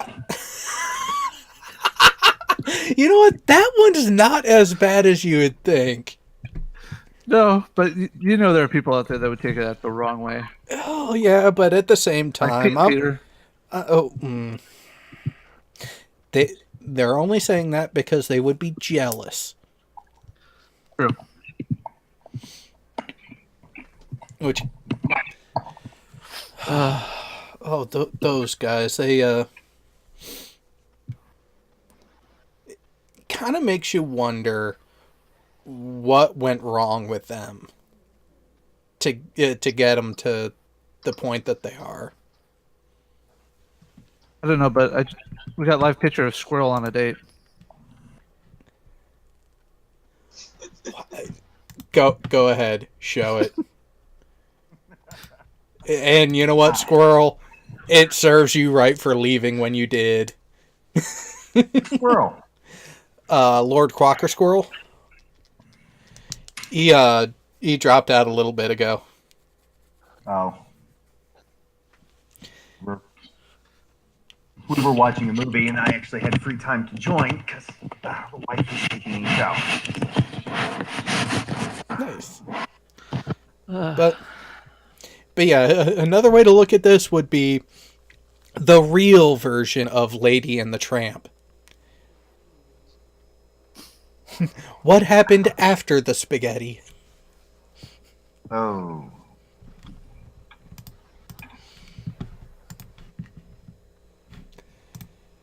You know, I actually came across an article today when I was taking a shit, shocking, where it was talking about characters typically seen in Disney movies as heroes, but were they actually heroes or were they really the villain? And Yeah, no, I've seen that one.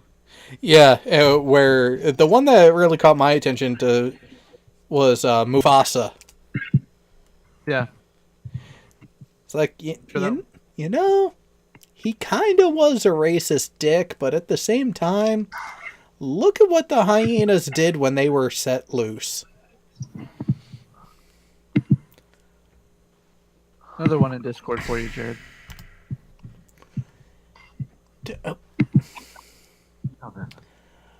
Okay, then. Pictures underneath it make all the more sense of it, right? Yeah, because it definitely does solve some engineering problems.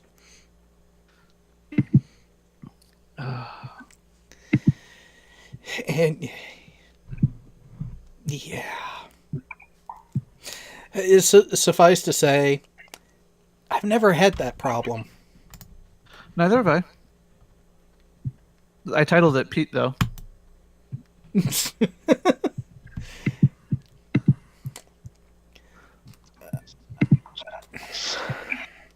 And then the one you followed it up with, it's...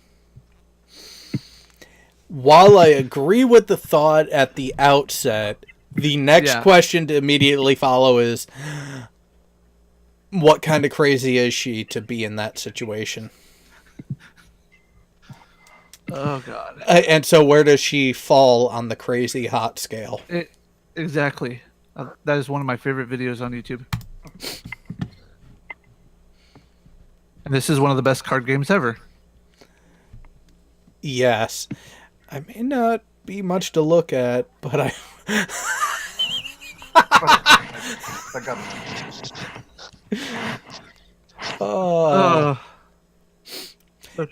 And that first comment next to it is perfect. Yep, that GIF is...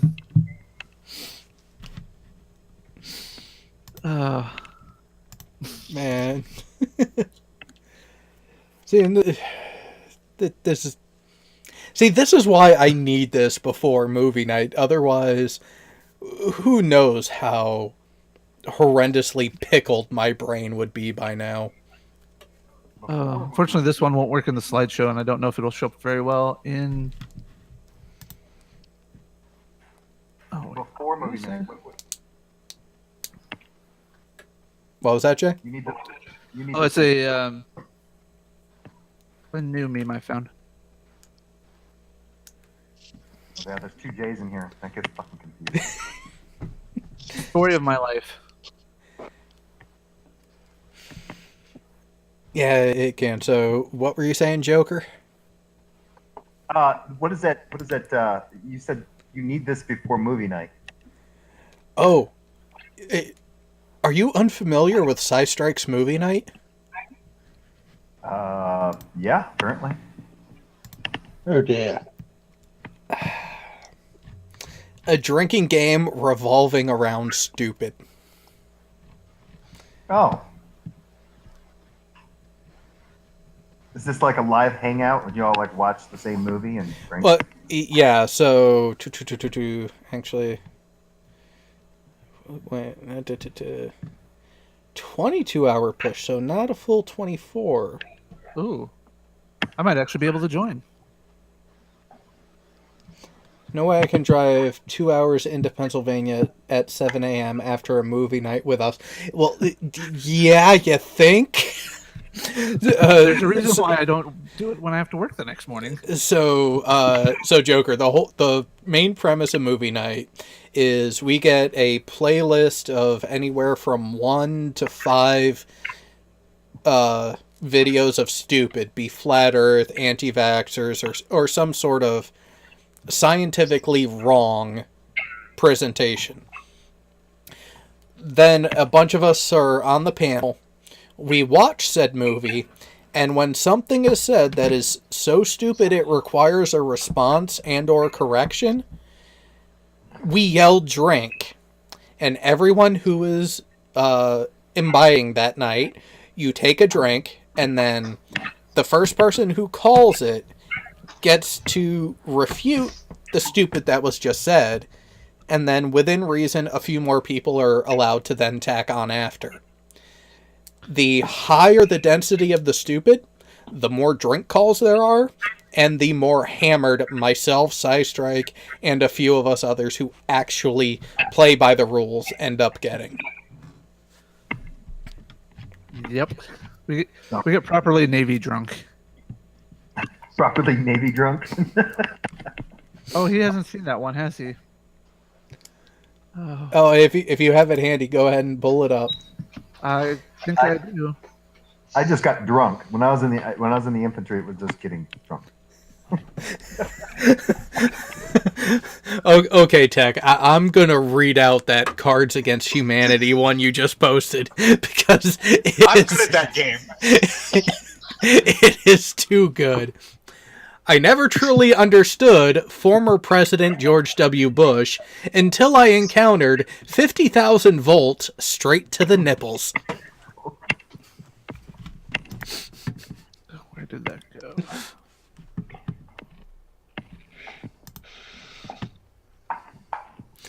Thought I had one handy right here. Thought I had an updated version of it. Actually, is what I thought.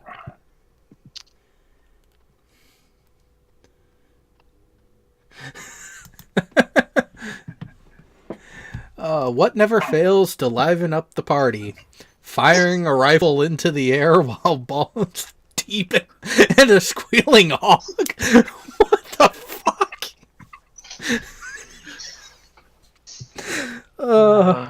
See, and here's the thing. I've played the computer game, the computer version of the game, and have never encountered dealings like that.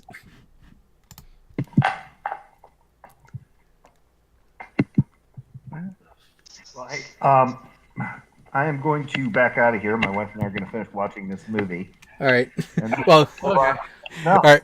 We are close to ending it for the night anyways. We're typically here from 8 p.m. Eastern until, actually, it's almost 11:30, which is usually the time we end up wrapping up anyways. Yeah, it's only 8:30, not 8:22 for me. So Yeah, He's on the West Hey. Coast like me. yeah, left coasters. Hey, it's 0422 here. all right, see you guys All right, later, Joker. later. The Smithsonian Museum of Natural History has just opened an interactive exhibit on Pac-Man uncontrollably guzzling gum. Oh my god. You know what? Actually, you know what? We need to do a hangout where we get a bunch of us vets on here with enough time that we should play Quiplash and see the fucked up shit that we come up with for that game. Oh yeah. Now, granted, I have a tendency to go the same route as Geostreber, where it'll be slightly homicidal, slightly racist, sometimes very Nazi-ish. Don't we all? You and I have a Fair lot that point. go around the same things. Yeah, fair point. Heck, would this have been a strong password for you on the boat?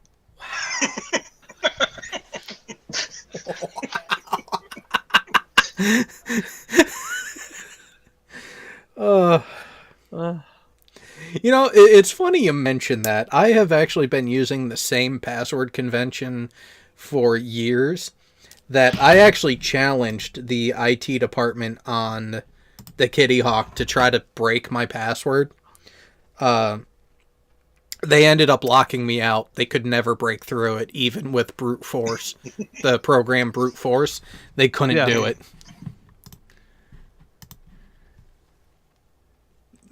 The Make-A-Wish Foundation will never be the same after natural selection. That is true. I'm fairly good at that game. I understand the nuances and intent of. Oh wow! See, I that one is pretty fucking funny, but I do have one counter to that.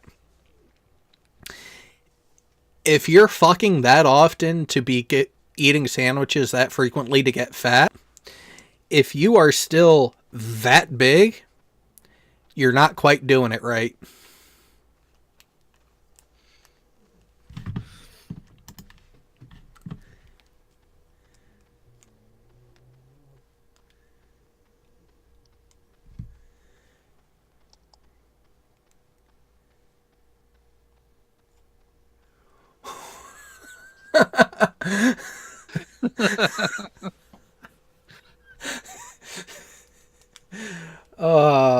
Yeah, that one is staying in the Discord server.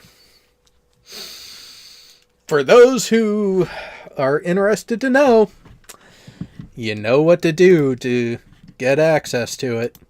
If you're a veteran, go ahead and email me. Email address is in the description. If you are not a veteran but want to show your support and go ahead and join in the fun and join in our fucked up sense of humor, that's why we have a Patreon page. That's one of the perks of being on it. You get access to the Discord server, which, no, at Friday nights you shouldn't be on the panel, but other times, because I will be doing a few more random hangouts, not like the one this past Monday, but probably similar timing. And you, all members of the Discord server, veteran and not, are available for those shows. And power still out, been listening in though. Wow. What, that new one I put in, or the one before it? Both.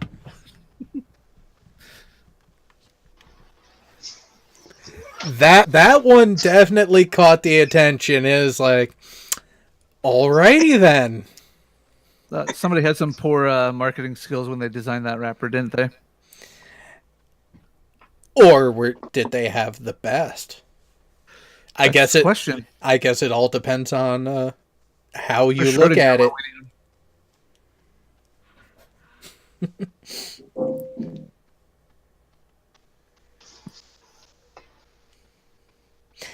You know, Skeptic, actually that is a good idea. Do a Tiger Cruise lobby for the non-veterans. Yeah. You know what? I think I will do that this weekend.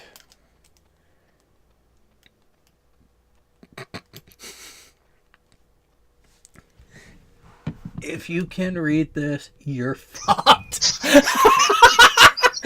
Okay, that one is going into the slideshow immediately. I will share that right now for everybody. Now, let me make sure. And screen share.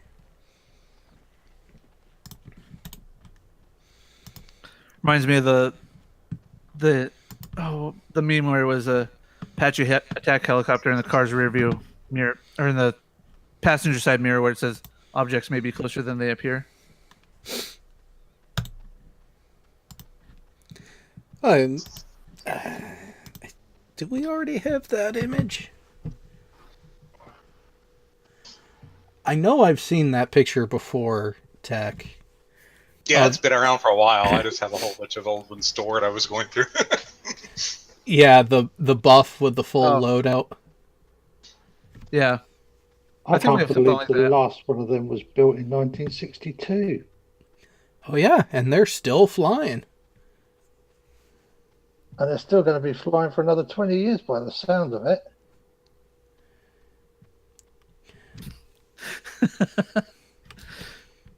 Oh, this one's definitely for the Discord server. Should we be worried?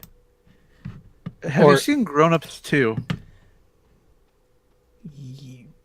Okay. No. Okay. Let's see what this is.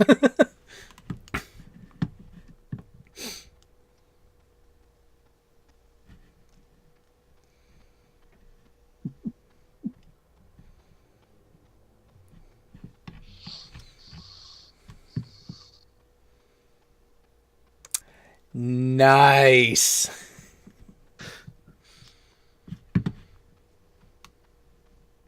That definitely Now what happens if you give that to a gymnast and she smiles, laughs, but then does a sequence of backflips? Oh, then you're just screwed. Here's an old photo. I'm in this one. Because I'm the topside wife. It was our change of command in 1996. Which boat was that? USS Hampton. Okay. A few times you'll see numbers painted. Yeah, that's which actually, so that happened in '96. That was 2 years before my dad retired. He was at that point. He was at the IMF at Groton. Commander Carell was being relieved by Commander Stathos. So, so the crests on the display behind the podium, I'm guessing the one to the far right, the 8 ball, was for Sub Squadron 8? Right. What the middle about... would plant, and the one on the left is the boat's crest. Okay. Yeah. Here's what our boat's crest was. Mm.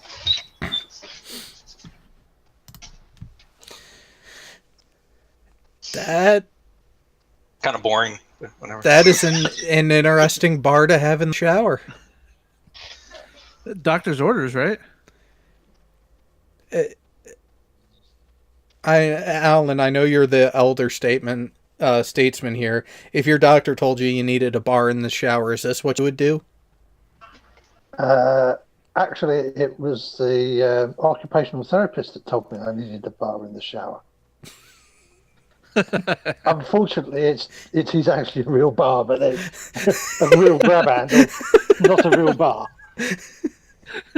Should have got like a bar installed in the shower. And well, he told me to put a bar in the shower. Oh, semantics are so much fun to play with at times.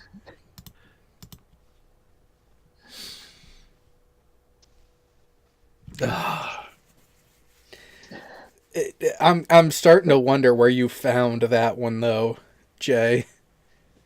The Submariners Midwatch. Yep, makes sense. Yeah, I have friends who would do that. Yeah, and a good portion of them are in here.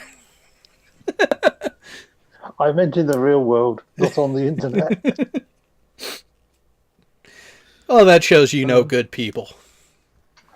I went to, we had a big reunion at Neaton's Head on Sunday, and my daughter and her boyfriend took me and dropped me off, had a look around the museum. They buggered off and then come back a bit later, and they were trying to find me. I was like, where you been? Well, I got dragged, because I have to use a wheelchair when I'm out, I got dragged into the beer tent, and because it turned out one of my friends was running the bar, and I had half a pint of real ale and got a bit pissed, and thought I could actually get down 4 flights of stairs into the old disused bunker, which was a bit interesting, to say the least.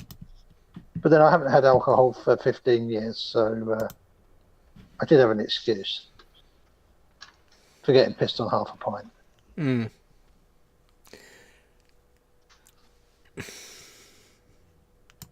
Jared, actually, remember that the carrier I was showing? You were wondering which one it is? Yeah. Actually, I found the original photo, and guess which one? You all were wrong. Oh, the Nimitz herself. Yep. That's right. The Nimitz is a West Coast carrier, or was. It was at one point. That photo was when did I get that? 2003. Actually, the photo. Let's see.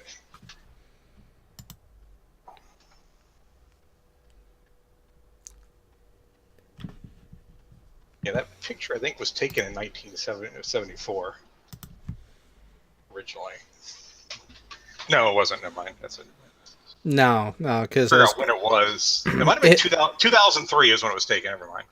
Okay. Yeah, because I was going to say it definitely wasn't in the 70s because there are some Hornets on that deck. Yeah, once I saw the Hornet, I knew it wasn't 70s. But. Which, Jay Brown, go ahead and show that last one. The Nike ad? Yes. Okay. Has anyone seen my stapler? The sad thing is I have worked in the cubicle farm. I feel the pain. Yeah. I believe you have my stapler. Just set the building on fire. That really was such a great movie.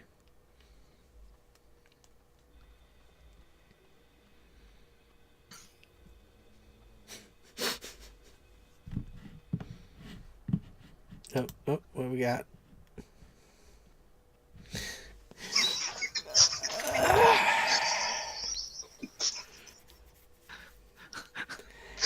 There are so many people we could remake that one into.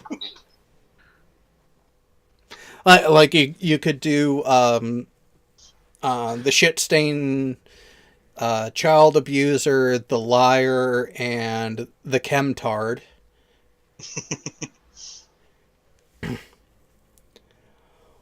Wow.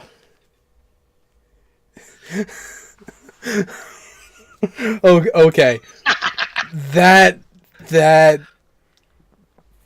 wins it right there. And you know what? It's going to piss people off, but show it. That one has my full blessing.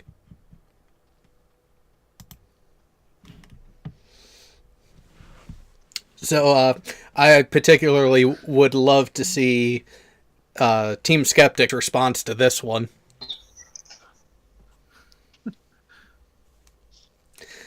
So, come on, I know you're out there listening. Go ahead, take a look at the screen, and tell me what you think.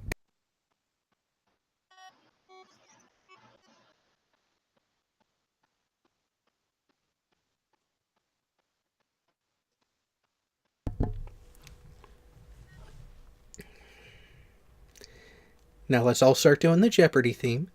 Do do do do do do do. You know what? Maybe his phone died. Maybe he's not watching. No, let me tag him. So he would have. He's only been gone for what? 5 minutes? 10 minutes? No, he's been inactive for more than 5 minutes because he's not in the participants list. But if it did come up with the tag, then it means he should still be watching. Actually, let me go over here, see how many people are watching right now. Actually, it's not saying on that. Was that a Blue Angels roller coaster?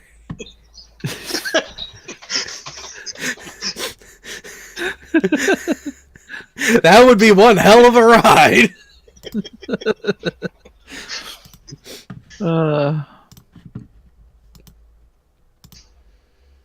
Alright, so we can go ahead and change it to something else. He's apparently not looking. My favorite Far Side. If you had $1 for... who says I would have a Ferrari instead of a Bugatti? Exactly. and the comment on the side, fucking amateurs.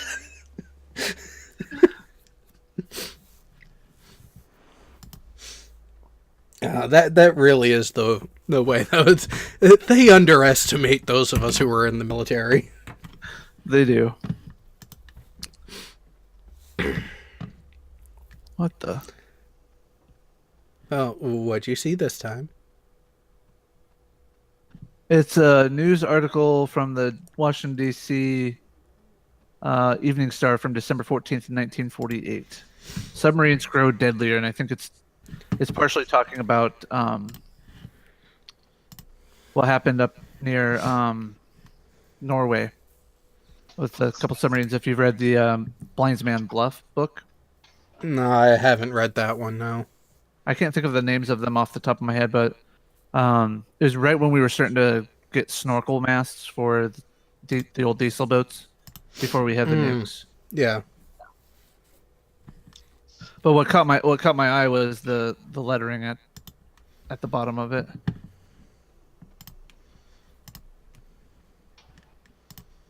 Right here.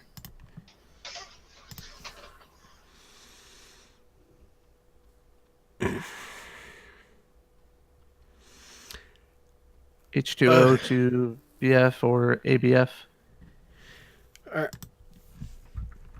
Okay, so water. Wait. Hold on. With it written like that. Yeah.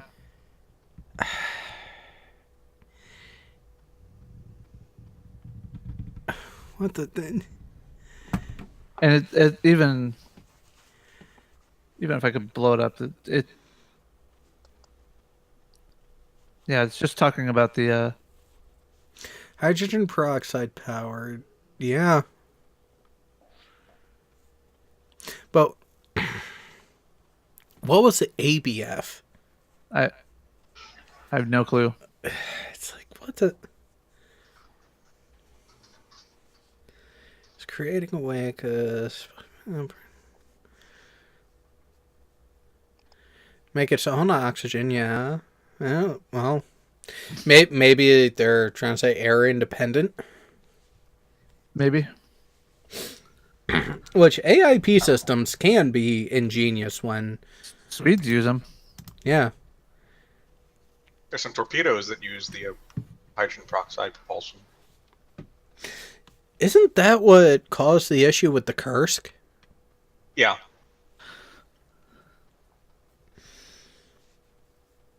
Yeah, and then they, Russians being the Russians, delayed getting international aid, and oops, everyone's dead. And not because of what they wanted you to think. Hmm? And not because of what they wanted you to think. That flooding or whatever their cover story was. Oh, Here you go. yeah. Here's a picture for you.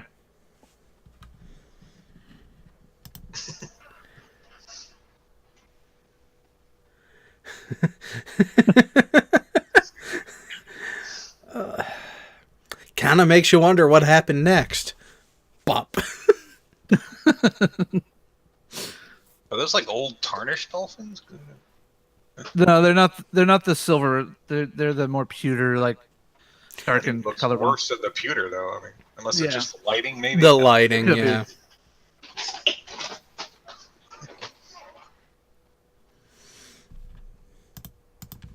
All right, so what are you going to end the show with this time for us?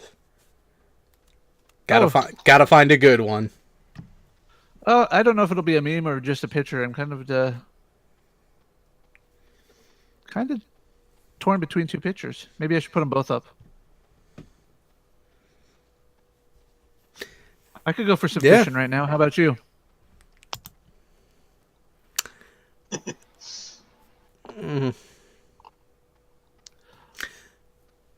Or how about some kneeling that we can all support? Nice.